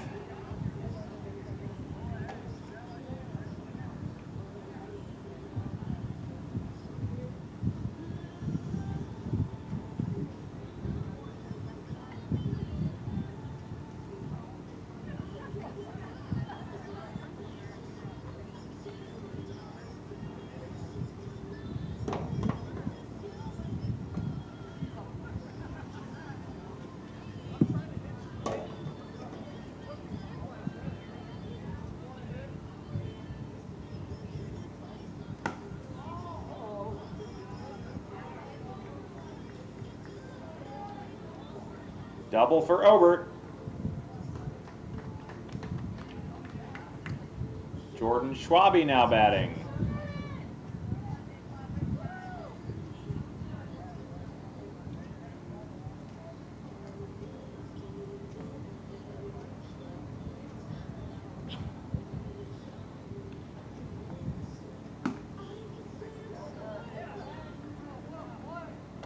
Oh, what a play at third.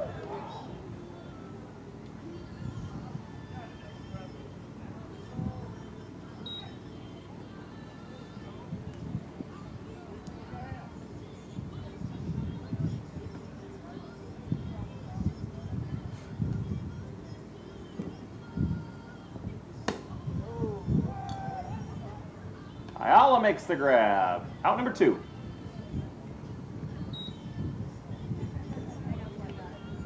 Brielle Henners from Carroll.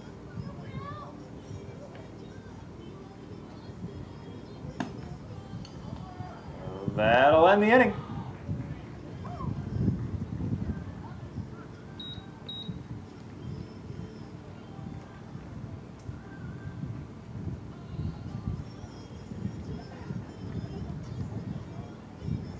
Now we go to the fifth.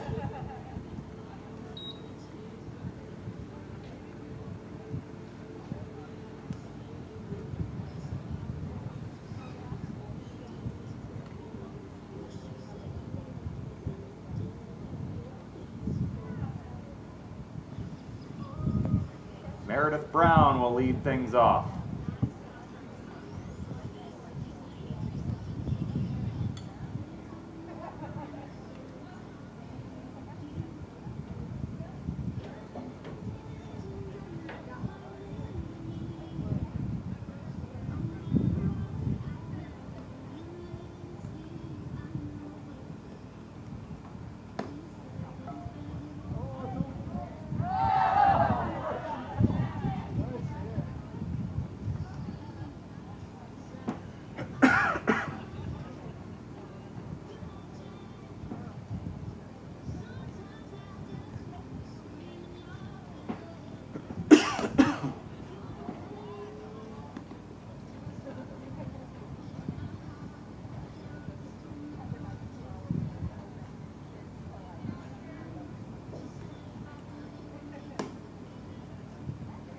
He redeems himself, makes the grab out and left.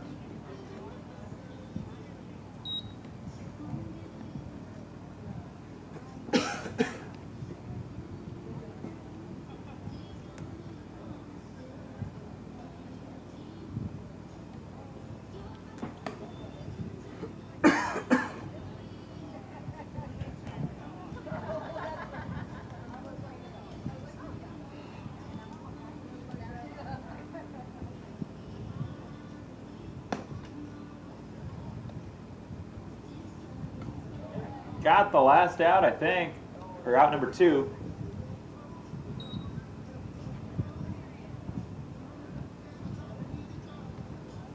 Sword up next.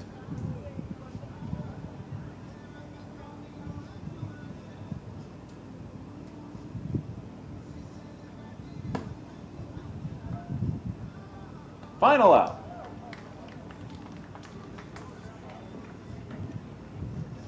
Go to the bottom of the 5th. Coach Waddle and Davis have a little work to do. Down 9-5.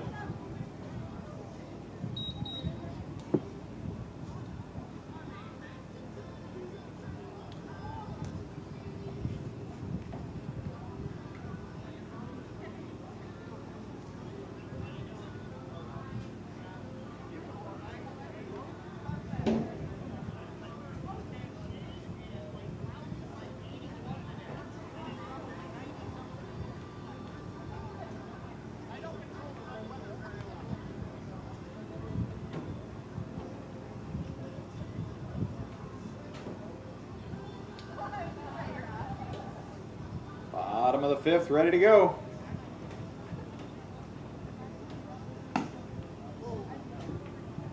Fouled off. With Braden Wessel batting.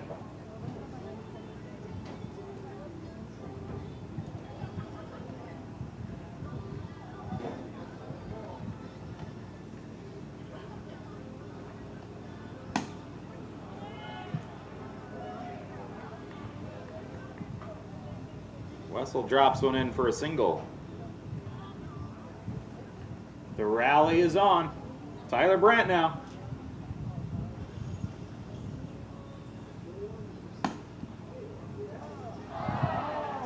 Nice grab by Stream at short. 2 outs to go. See what Cook's got up his sleeve. We get the lead runner out. 1 out to go.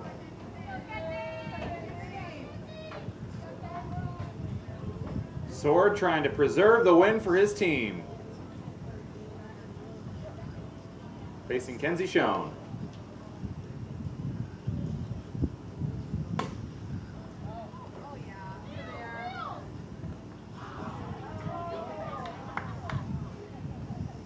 Blankman says safe. Runners on the corners. Max Nielsen now.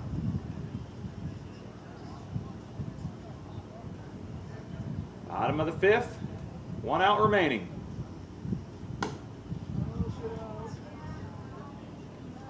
And that'll do it. 9-5, final score. Good work, everyone.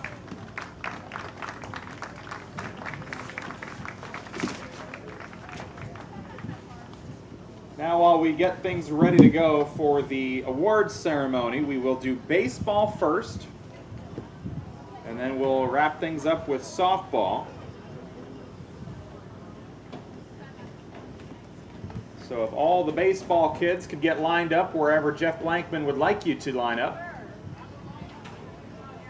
First base side, near first base is where we want the baseball players to all line up after they shake hands out on the field.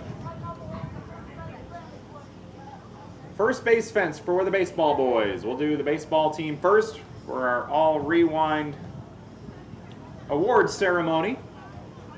And again, all photos today taken by Jeff Storyhun. You'll see those on our website later today or tomorrow. sports.1380kcim.com. You can also check out the Carroll Broadcasting Sports Network Facebook page. We'll have those posted there. So big thanks to the Storyhuns for helping out today. And Honnold, Blankman, Tyler.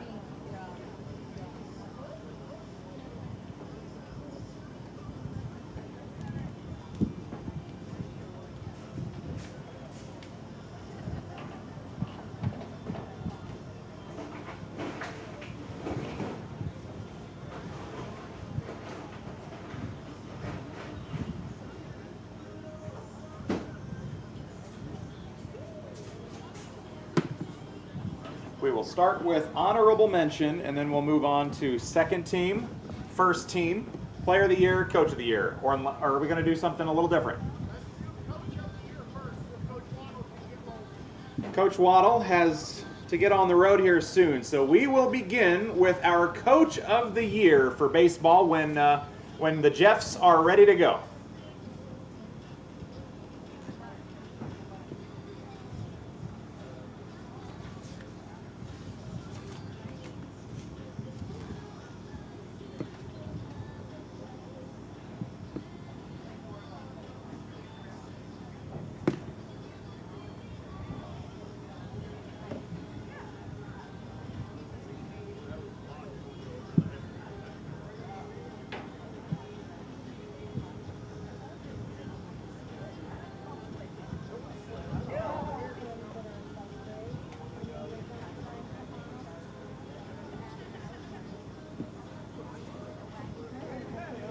Thanks again to everybody tuning in on our video stream. Appreciate that today.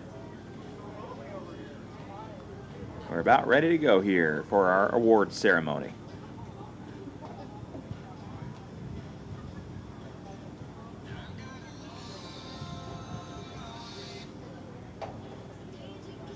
Yes.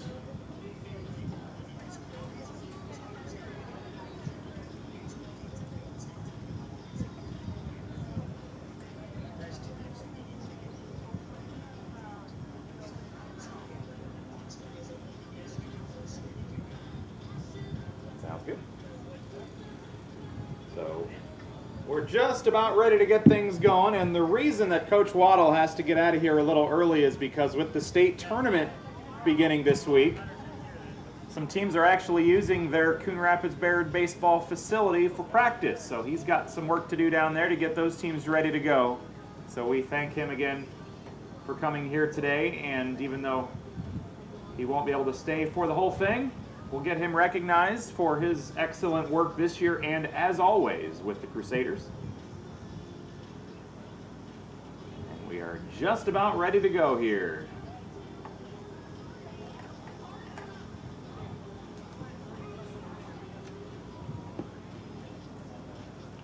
Again, thanks to everybody coming out today for the Home Run Derby won by Kira Hammond up against Colby Culbertson. All-Star game just wrapped up, and then we'll get to our award ceremony here in the next few seconds. It looks like we've got a yellow shirt this summer.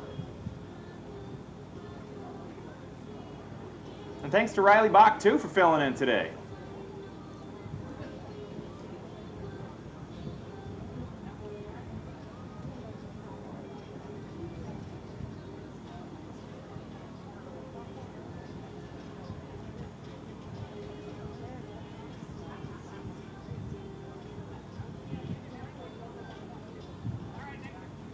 All right, let's get going here. We'll begin with Coach of the Year from Coon Rapids Bear, John Waddle. The Crusaders continue to be one of the top programs in Western Iowa, finishing 23-8 overall and 15-2 in the Rolling Valley. They finished second place in the league. Every season under Coach Waddle, the Crusaders are one of the most fundamentally solid teams and develop more pitching than other schools. 4 of the Crusader losses this year were against teams that either qualified for state or are in Class 4A. He's nearing 800 wins, finishing this season with 797 for his career. The Crusaders hit .325 this year, holding opponents to a .217 average. They scored 280 runs on 264 hits, while holding opponents to 119 runs scored. Their team ERA was 3.30. John Waddle, Coach of the Year from Coon Rapids Bears.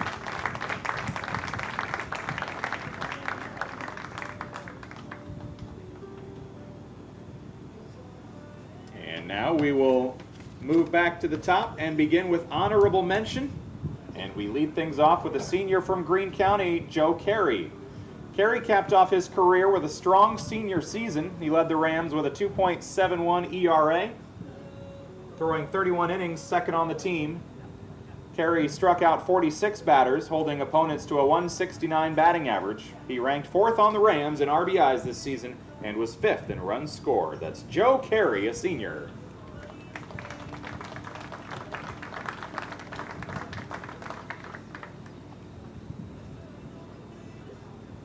Another of our Peyton Cherdan kids playing at Greene County for baseball, Justin Stream, a senior.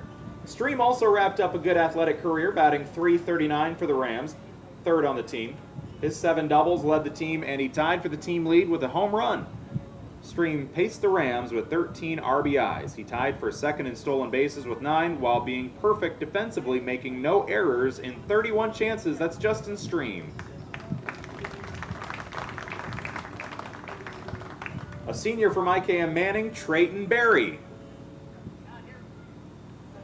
And IKM Manning Jr., Reed Hinners. Hinners had a nice all-around season, playing well in left field as well as being one of the Wolves' top hitters.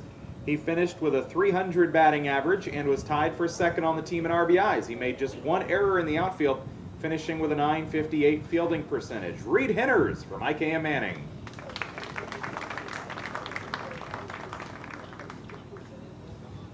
Next up, a senior from Audubon, Braden Wessel.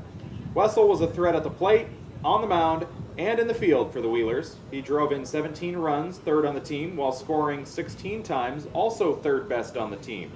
Wessel added 5 doubles and a triple. He was 2nd on the team with 7 stolen bases.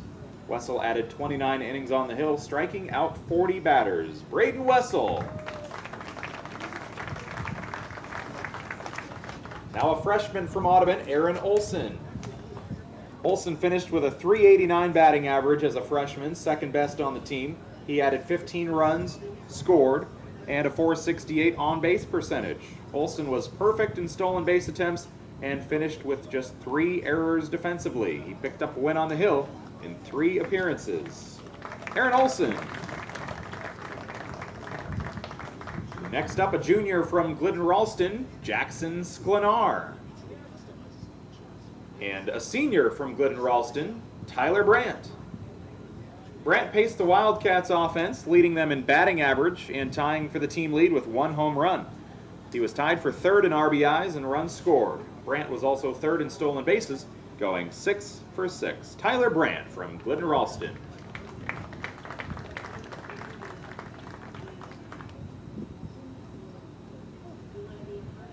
Not here this afternoon, but we'll mention him. A senior from Arweva, Braden Kirsch, is on our honorable mention list. Senior from South Central Calhoun, Jaden Sword. Sword was one of the top threats for the Titans, batting .340, ranking third on the team. His 14 RBIs were also third, while he was second on the team with 18 runs scored.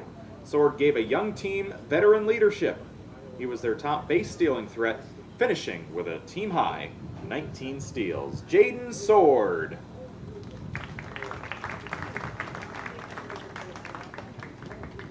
Another South Central Calhoun Titan, freshman Andrew Anderson. He had a very good freshman year, hitting .409 with a team-high 20 runs scored, and was fourth on the team with 13 RBIs. He tied for second on the team with 4 doubles. Anderson was perfect, 14 for 14 in stolen bases, ranking third on the team. He was really good in the outfield, not having any errors, and he went 2-3 on the mound in 29 and a third innings pitched with 50 strikeouts. Andrew Anderson, a freshman. Next up, a senior from East Sac, Preston Maurer. Maurer had one of the top bats for the Raiders this season, batting .326. He led the Raiders in RBIs and was tied for fourth in runs scored. Maurer ranked second on the team in doubles. He tied for the team lead in stolen bases, and he had a .938 fielding percentage. Preston Maurer.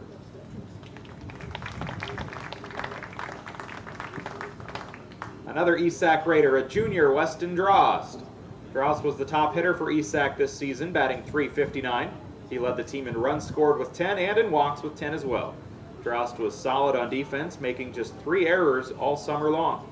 Drost was also one of the Raiders' top pitchers, finishing with a team-high 32 2/3 innings pitched, striking out 25. That's Weston Drost.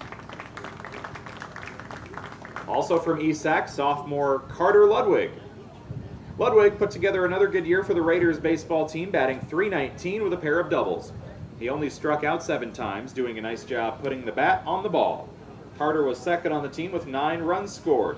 Ludwig pitched 20-plus innings, picking up 1 win in his 1 start this season. Carter Ludwig. And finally, on our honorable mention list, sophomore from Carroll, Evan Lowe. Lowe was one of the Tigers' top pitchers this year, finishing with a 3.05 ERA in just over 20 innings pitched. He struck out 21, using his good control of the strike zone to hold opponents to a .156 batting average. Lowe was a strong defensive player in the outfield, finishing with a .944 fielding percentage. Evan batted .270 and scored 9 runs. Evan Lowe. And that'll wrap up our honorable mention. I just want to double check. We'll do honorable mention, second team.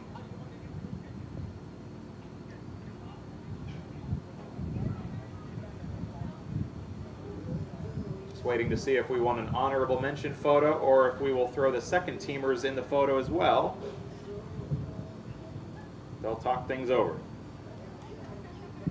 Together. Okay, so we will move on to second team. And then honorable mention and second team all stick around for a group photo afterwards. We'll begin with our second team catcher, a junior from IKM Manning, Cooper Purdue. Purdue was clutch for the Wolves this season, hitting a walk-off home run and a walk-off single in back-to-back games. He finished with a .296 batting average, finishing second on the Wolves in RBIs. Purdue gives the Wolves a solid backstop at catcher, finishing with 1 error and a .974 fielding percentage. Cooper Purdue. Our second team designated hitter is Gavin Larson, a junior from Audubon. Larson had a really good year at the plate. Okay, not here today. In the outfield, freshman from South Central Calhoun, Caden Dorman. Dorman put together a really strong freshman season at the plate, batting .444 to lead the Titans. He had a team-high 19 RBIs and led the team with 32 hits. His 17 runs scored was third on the team. Dorman had 4 doubles and a triple, and he was a perfect 6 for 6 in stolen bases.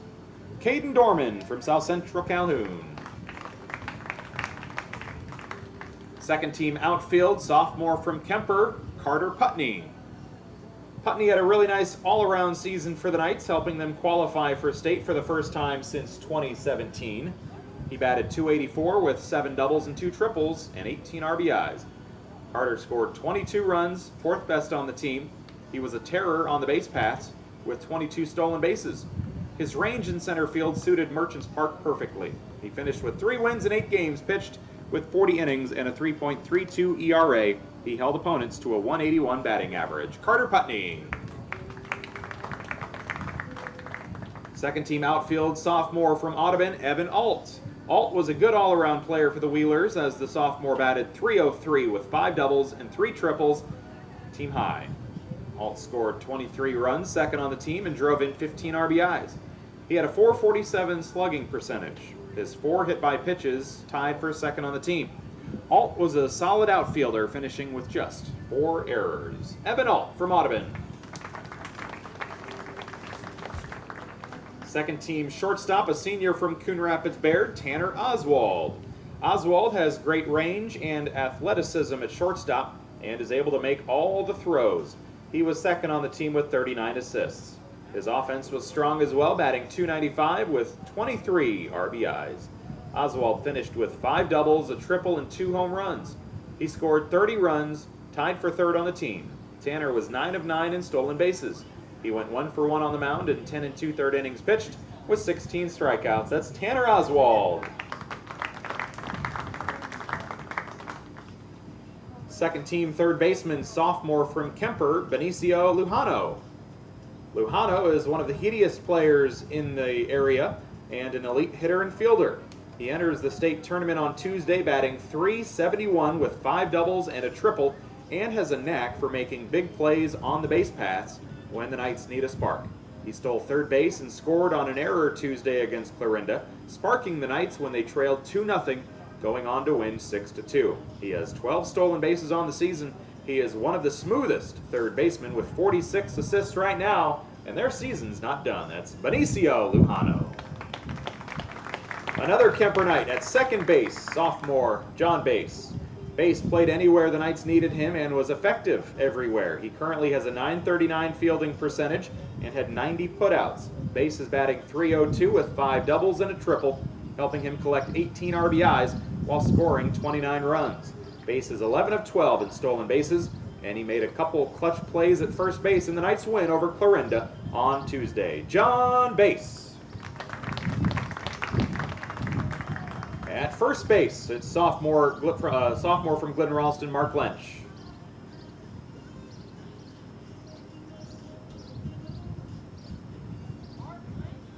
Mark Lynch. Not here at the moment, perhaps. All right. Had to leave for work. So Mark Lynch, sophomore from Glidden Ralston. He was here earlier in the home run contest. Now we move on to our second team pitchers. Cooper Cook, a senior from Arweva. Cooper was terrific early this season, having walked only 4 batters through his first 5 appearances on the hill. He led the Rockets with 4 wins and was second in ERA with 3.32. He finished with 50 strikeouts and 31 2/3 innings, holding batters to a 110 batting average. Cooper was also a leader on offense, batting .356, 4 doubles, 3 triples, and a home run. Cook drove in 14 runs and scored 15, finishing in the top 2 in both categories. He went 13 of 13 on steals as well. Cooper Cook. We move on to Ethan Lowe, a sophomore from Carroll, another second-team pitcher. Lowe was at his best in the biggest games of the year, giving the Tigers a chance to knock off Kemper and Harlan in the opening round of the postseason. Ethan was also around the strike zone, but also able to spot his locations, holding opponents' teams to a .211 batting average. He finished the season with a 2.50 ERA with 40 strikeouts, and he only allowed 15 earned runs. Ethan Lowe, a sophomore from Carroll. And that will do it for our second team. We'll have all the second teamers and our honorable mentions out for a photo opportunity. And then we'll get to the first team here in just a moment.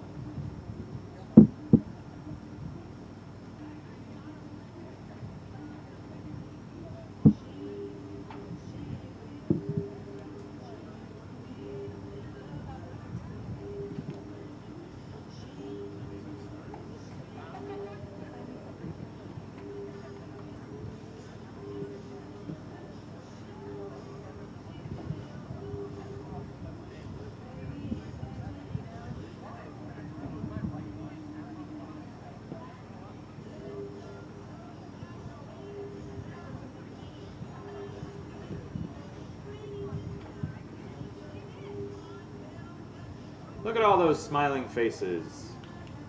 Let's give them all a round of applause. Honorable mention and second team all rewind.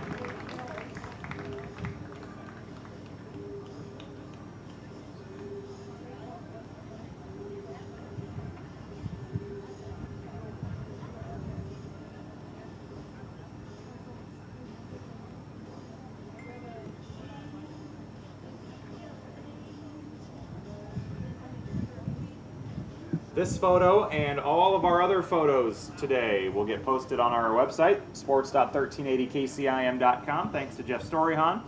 Also on our Facebook page, Carroll Broadcasting Sports Network. You can find all of those either later tonight or tomorrow online and on Facebook.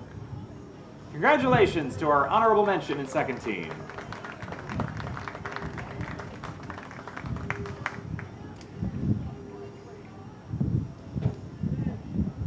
Grab some shirts for their teammates that could not be here for the awards portion, and then we will move on to first team here in just a few seconds.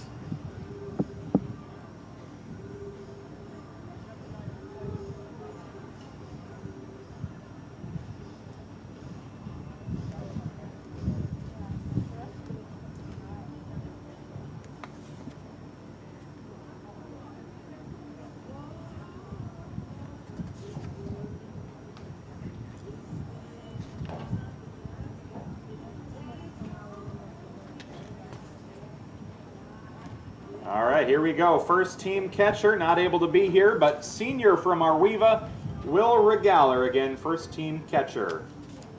We move on to our designated hitter, a junior from Kemper, Logan Siebenaller. Siebenaller was outstanding this season, breaking the single season record for stolen bases for Kemper. He enters the state tournament with 44. Logan is 44 of 45 in stolen base attempts. He's batting .310 this year with 23 RBIs, 2 triples, and a pair of home runs. He has scored a team-high 32 runs, and his on-base percentage is .455. Siebenaller sits 7-1 on the hill with a 2.94 ERA, having struck out 54 batters in 50 innings. Opponents only batted .192 against him this season. That's Logan Siebenaller. Next up, a junior from Kemper, Cooper Potabom. Cooper turned into an elite outfielder this season, getting a great read on the ball off the bat, along with having a strong arm, making it difficult for opponents to take extra bases. He turned a double play on a fly ball to right field, throwing out the runner at third base to end an inning this season. He's hitting .289 with 20 RBIs and 19 runs scored.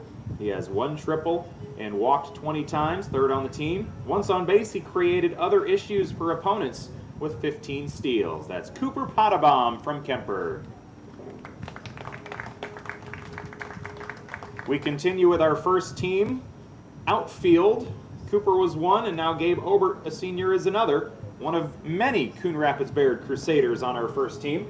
Obert had another outstanding season for Coon Rapids Bayard, batting .375 with a 32 RBI number and ranked second on the team there. He hit a team-high 14 doubles, a triple, and had 2 home runs, tied for the team lead. His slugging percentage was .625. Obert scored 30 runs and reached base 14 times by being hit by a pitch. His on-base percentage was .504, and he had 9 steals. Gabe Obert in the outfield, the senior. Not able to be here today as our shortstop on the first team, a senior from Audubon, Gavin Smith. He is at the Shrine Bowl. At third base for the Coon Rapids Bayard Crusaders, junior Lance Clayberg, also not able to be here today. Second base, a senior from Coon Rapids Bayard, Preston McAllister, not here. At first base, a Coon Rapids Bayard Crusader, an 8th grader, Cal Hayden.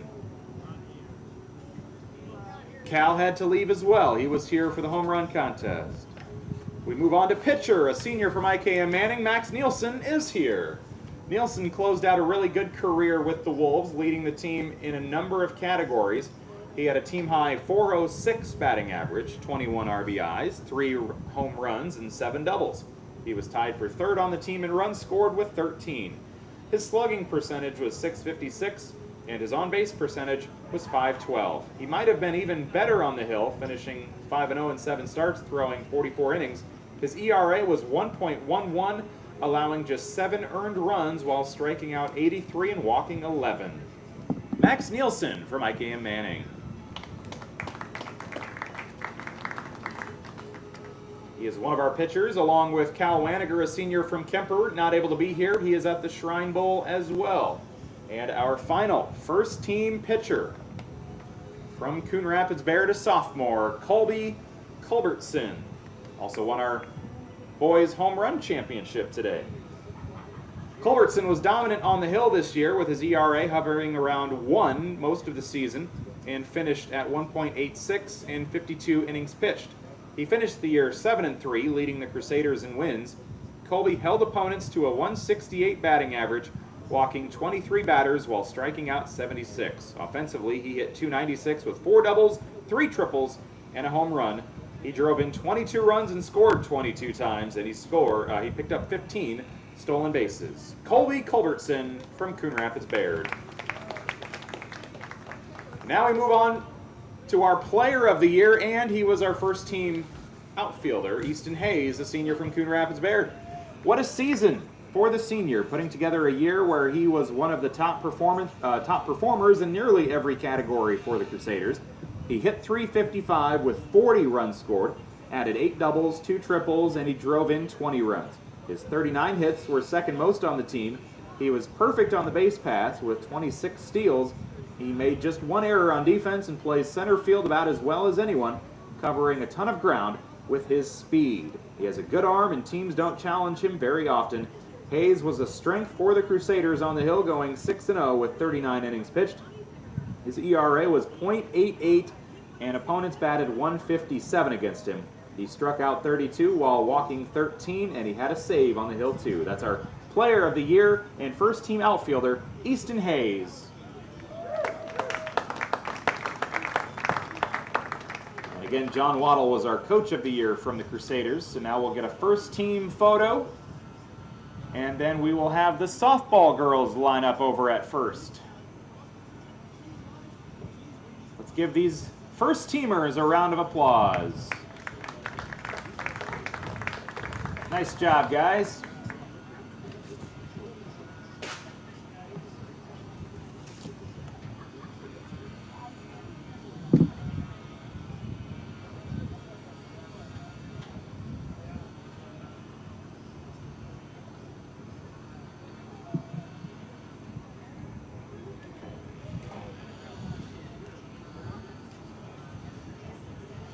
Here we go with our honorable mention softball team for All We Rewind this summer. A junior from Greene County, Emma Stream.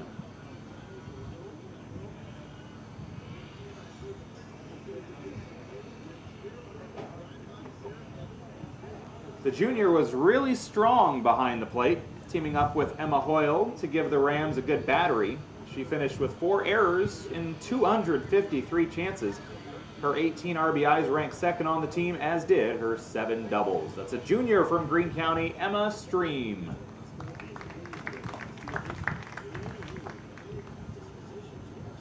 Next up on our honorable mention, a junior from Audubon, Kylie Hartle. Hartle was third on the Wheelers in RBIs while leading the team with 6 doubles. She was second on the team in runs scored with 22, tied for the team lead with 2 home runs, and had a .455 slugging percentage. Kylie Hartle, a junior from Audubon.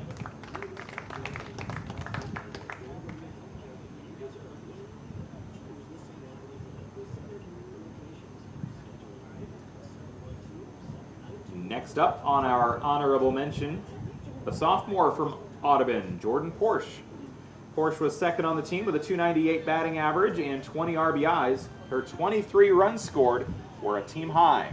She tied for second on the team with 5 doubles, and she led the team in sacrifices. Jordan Porsche from Audubon.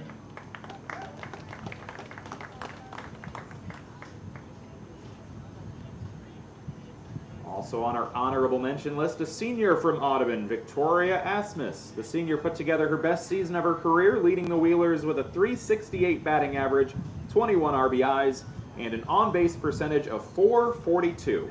Her 5 doubles were tied for second on the team. From Audubon, Victoria Asmus.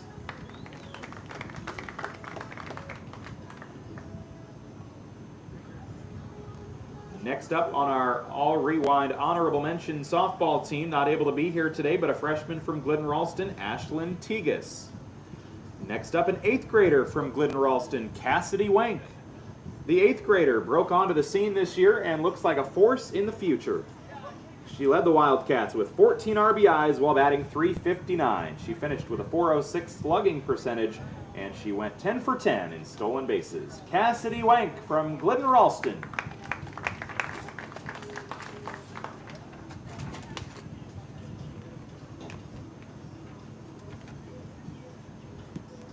A sophomore from Glidden Ralston on our honorable mention list, Elizabeth Lloyd. Lloyd was outstanding for the Wildcats this summer, batting .407 with 13 RBIs and 4 doubles, all second best on the team. She had the team's only triple and led the team with a .514 on-base percentage and a .508 slugging percentage. Elizabeth Lloyd from the Wildcats.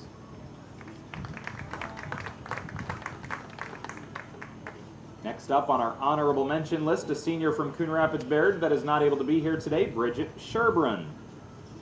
A senior from Coon Rapids Bayard is next on our list, Miranda McClellan. The senior wrapped up her Crusader career with a terrific senior sports campaign.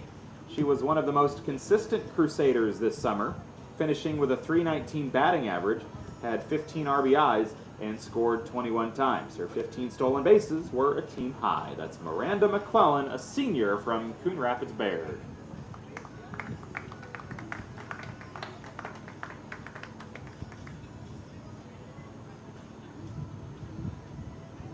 Next up, an 8th grader from the Crusaders, Malia Clayberg of Coon Rapids Bayard.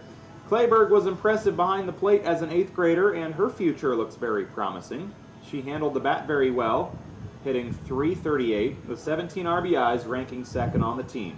She added a pair of triples and a home run, scoring 15 times. She stole 8 bases, and her slugging percentage was .471. Malia Clayberg.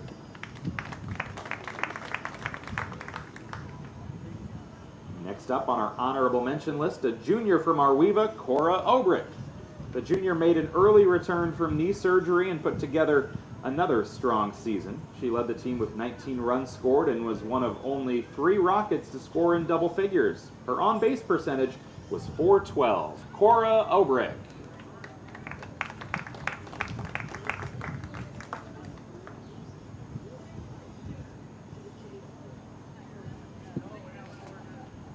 Next up on our honorable mention list, it's a junior from Arweva, Jamie Hausman. Jamie led the Rockets with a .368 batting average and was third on the team with 15 runs scored. Her on-base percentage was .528, which was a team high. Hausman is a solid center fielder too, covering a lot of ground with her speed. Jamie Hausman, a junior from Arweva.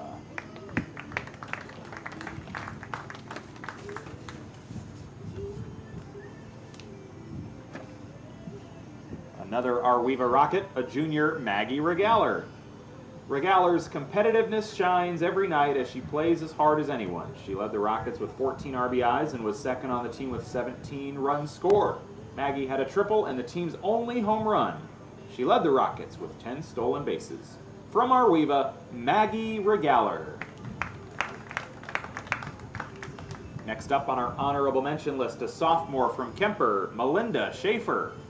Schaefer turned into one of the top players for the Knights as the season went on, becoming a force at the plate, in the field, and on the bases.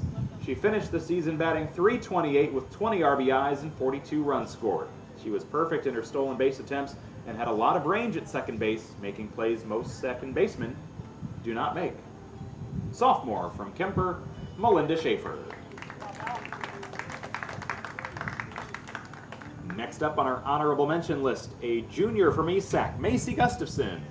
The junior was strong at the plate, batting .392 with 13 RBIs. She led the Raiders with 2 home runs. Gustafson was tough in the circle, finishing with a 3.48 ERA and 84 strikeouts. She threw 94-plus innings, starting 16 games. That's Macy Gustafson from ESAC.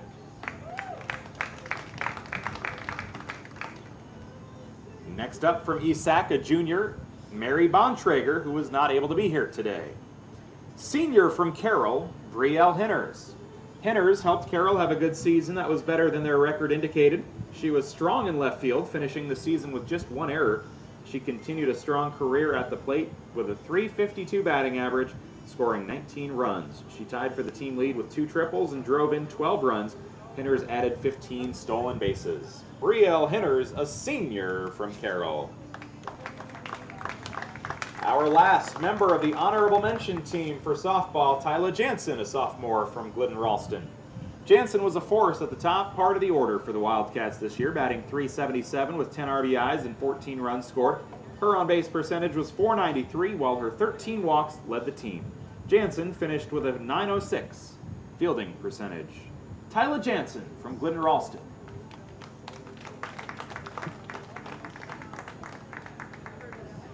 We move on to our second team, all rewind. And we begin with catcher, a sophomore from Carroll, Parker Adams. The sophomore had a great first season starting for the Tigers, finishing with a .444 batting average to lead the team. She added a pair of home runs, including a home run against ADM in the regional final. Adams had 7 doubles and 19 RBIs. She threw out 11 runners trying to steal, and her 40 hits also led the team. Parker Adams from Carroll. Our second team designated player, Kemper sophomore, Kaylee Derrickson. Derrickson fit perfectly into the DP role for the Knights this season and started at third base in the postseason, playing well. Her bat was one of the most consistent in their lineup, and she had several big hits late in games. She finished with a .330 batting average along with 9 doubles and 32 RBIs while scoring 16 runs. Kaylee Derrickson from Kemper. We move on to the outfield for our second team, 8th grader from Coon Rapids Baird, Anna Hart. Hart had a tremendous year as an 8th grader, batting .325 with 6 doubles, a triple, and a pair of home runs. She drove in a team-high 21 RBIs and scored 20 times, which was 4th on the team. Her slugging percentage was .500, ranking 2nd on the team. Hart was a perfect 6 of 6 on steals. Anna Hart. Next up, in the outfield on our second team, Avery Burke, a sophomore from Carroll. Burke helped give the Tigers a very good outfield, using her speed to patrol both center field and right field. She was very good at making tough catches down the first baseline. Burke hit .316 this season with a pair of triples. Her 25 runs scored ranked 2nd on the team, and she was a perfect 15 of 15 in steals. Avery Burke from Carroll. Next up in the outfield on our second team, senior from Kemper, Haley Ostrander. Haley had a terrific senior campaign for the Knights, helping them finish 2nd in the Hawkeye 10. She battled through injuries most of the year and still tied for 3rd on the team with a pair of home runs. Ostrander added 18 RBIs and scored 37 runs, tied for 2nd best on the team. Her 13 stolen bases ranked 2nd on the team. Haley Ostrander from Kemper.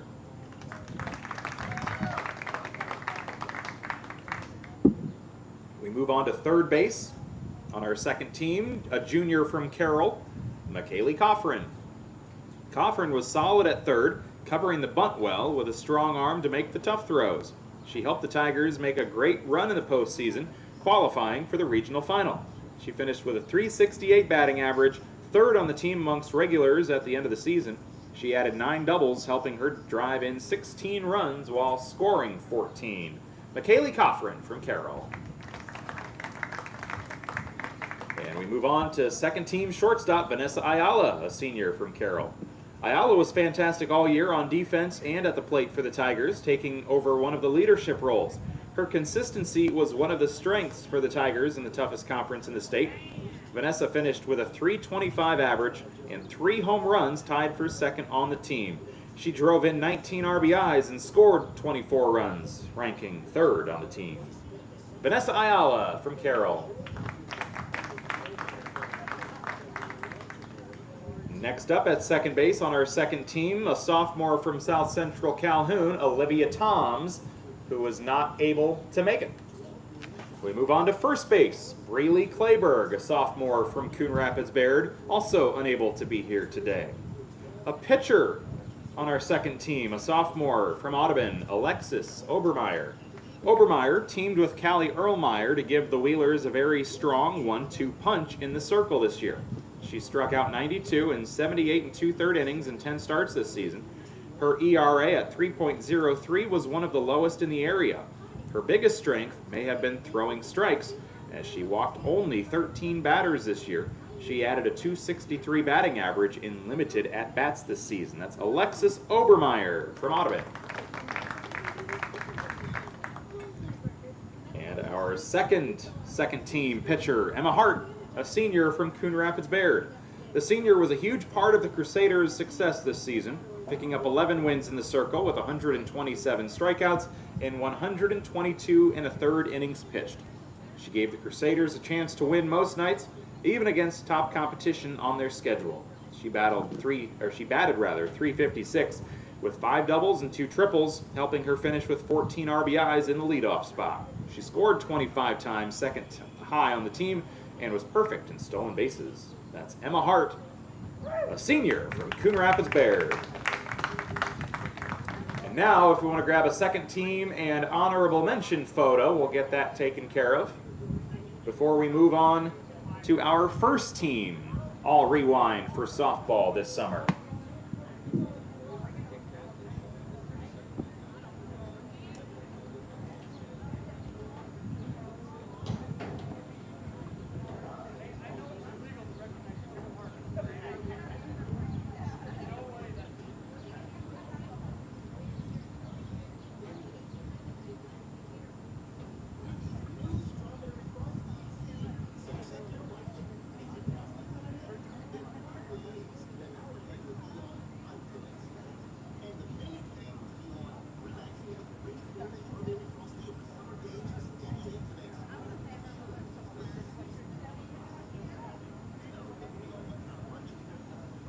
Let's give them all a round of applause. Honorable mention and second team, all rewind.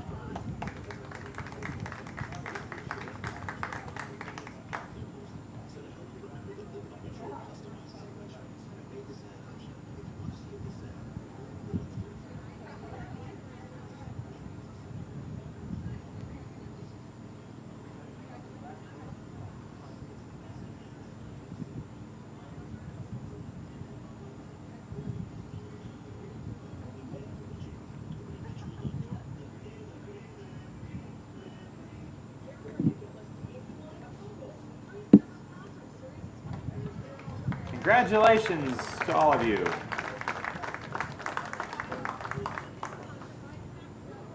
Now we move on to our first team all rewind for softball for this 2022 season. And we will begin with our designated player, a junior from South Central Calhoun, Kiara Hammond. Also our home run champion today. Hammond was one of the best pure hitters in the area while being a great power hitter. She led the area with 9 home runs. She added 7 today, getting hot midway through the season, having stretches of home runs in back-to-back games. Hammond finished with a team-high 31 RBIs and was only one of 2 girls on the team with double-digit RBIs. Her slugging percentage was a 1.25, and her on-base percentage was .635. Kiara Hammond, our designated player. First team all rewind in the outfield, junior from ESAC, Emerson Mack. Mack put together a terrific season for the Raiders, batting .500 with a .625 slugging percentage and a .529 on-base percentage. She finished the season with 6 doubles, second on the team, and was third on the team in RBIs. Her 20 runs scored tied for second on the team. Mack also tied for the team high, 9 steals. Emerson Mack. First team outfield for Glidden Ralston Jr., Vanessa Kaler. Kaler didn't play outfield this season, but was such a tremendous player for the Wildcats that she earned a first team spot, and we had to make room. She hit .400 while leading the Wildcats with 3 home runs and was second on the team in RBIs with 13. She added a team-high 7 doubles and was 17 for 17 on steals. Kaler took a huge jump in the circle this year, striking out 154 in 121 innings, helping her finish with 9 wins and an ERA of 2.88. Vanessa Kaler from Glidden Ralston. Next up in our outfield first team all rewind, senior from South Central Calhoun, Emma Anderson. One of the elite softball players and athletes in the area. She moved to the catcher's role this season and made the transition seamless. She provided a great leader for a young pitching staff, helping the Titans become a scary team by the end of the year. She batted .595 with a slugging percentage of .905, and her on-base percentage was .648.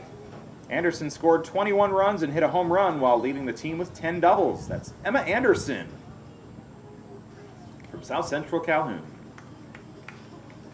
Next up on our first team all rewind, Kemper's senior at third base, Kennedy Lowe. Lowe put together another terrific season for the Knights, playing a tough third base. She is strong on balls hit down the line or on bunt attempts, and helps keep runners close to the bag by always being ready for the throw down to third from Schwabe. She batted .339 this season with 1 home run and 29 RBIs, 4th on the team.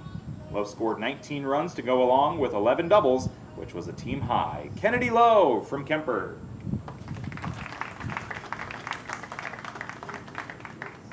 Our first team all rewind shortstop is a senior from East Sac, Meredith Brown. Brown wrapped up a tremendous career with East Sac in all sports with a big summer season. She batted .541 this year with 9 doubles, 2 triples, and 1 home run. Those were all team highs, as were her 20 RBIs and 33 hits. She was 3rd on the team in runs scored with 17. Brown was very good at shortstop, using her track speed to cover a lot of the field and finishing with a .929 fielding percentage. Meredith Brown from East Sac. First team second baseman, a junior from Carroll, Ava Gross. The junior had been really good in her first couple years and then took her game to another level this year as a junior, becoming one of the elite players in the area. She has great range at second base, able to make plays behind the second base bag or down the first base line. As good as she is defensively, she was just as productive on offense, batting .356 with 8 doubles, 2 triples, and a team high 4 home runs. Gross drove in 23 runs in the toughest league in the state. She scored a team high 26 and was 14 for 14 on steals with a slugging percentage of .594. Ava Gross from Carroll. First team first baseman, a senior from Kemper, Kenzie Schoen. Schoen has been one of the best softball players in the area her entire career, and she closed out a record-setting career with a great senior campaign. She finished with a .368 batting average, drove in 34 runs, 2nd on the team with 9 doubles and 3 home runs. She picked up 42 hits, 3rd on the team, while scoring 37 times, tied for 2nd on the team. She was perfect in stolen base attempts, going 7 of 7. Schoen isn't just a great offensive player, though. She is terrific at first base. Kenzie Schoen from Kemper. We move on to our pitchers on the first team all rewind, and we begin with junior from Audubon, Callie Erlmeyer. Callie was one of the elite pitchers in the area this season, finishing 8-4 with a 1.74 ERA. She struck out 104 batters in just 80 1/3 innings, teaming with Alexis Obermeyer to give the Wheelers a chance to beat every team on their schedule. Erlmeyer walked just 26 in 17 games pitched. When she wasn't pitching, she was strong defensively at first base. Erlmeyer drove in 15 runs for the Wheelers and had 5 doubles. Callie Erlmeyer, a junior from Audubon. Next up is a first-team pitcher, junior from Greene County, Emma Hoyle. Emma Hoyle was outstanding in the circle for Greene County this summer, finishing with 13 wins and a 2.42 ERA. Hoyle had 230 strikeouts in 165 innings. Hoyle was one of the best offensive players for the Rams with a .295 batting average and a team-high 25 RBIs. She doubled 8 times and had a team-high 2 home runs. Her slugging percentage was .474. Emma Hoyle from Greene County. Next up, our pitcher, a senior from Kemper, our third pitcher, Cameron Venner. Venner turned into one of the elite pitchers in the area and the Hawkeye 10 Conference this year. She finished 16-7 for the Knights in 17 starts in the Circle and 29 appearances. Her ERA was 2.79 in 150 innings, finishing with 158 strikeouts and just 47 walks. She also played shortstop and was one of the top defensive players in the area. Venner hit .282 with 9 doubles and 2 homers. She added 13 RBIs and scored 18 runs. Cameron Venner from Kemper. Next up, first team catcher and player of the year, senior from Kemper, Jordan Schwabe. Schwabe started the season on fire and never really slowed down. She had the biggest impact of any player on her team's games this season, dominating behind the plate along with having a great year at the plate. Schwabe threw out 7 runners trying to steal base this season and picked off a bunch more. Her ability to throw in front or behind runners kept teams from running against the Knights. She called pitches for their staff the entire season too, working well with Cameron Venner and Chloe Ventiger. Schwabe wasn't just a great defensive threat though. She hit the cover off the ball this season, finishing with a .403 batting average and 10 doubles, 4 triples, and 4 home runs. She led the area with 40 RBIs and scored 31 times when most catchers are being run for. Her slugging percentage was .655 and her on-base percentage finished at .438. Jordan Schwabe is our player of the year and first team catcher. And finally, not able to be here today, but Kemper head coach Aaron Bowman was our coach of the year, as the Knights finished 22-16 with the best record in the area, 16-4 in the Hawkeye 10 Conference as they finished second. Aaron Bowman is our coach of the year. Congratulations to all of our first teamers, and congratulations to all of our area athletes who had such wonderful seasons. And we thank everybody here today for braving the heat, the sun, and coming out and enjoying the afternoon. Thank you all for coming today. And again, one last round of applause for all of our athletes, including these first teamers on the softball team.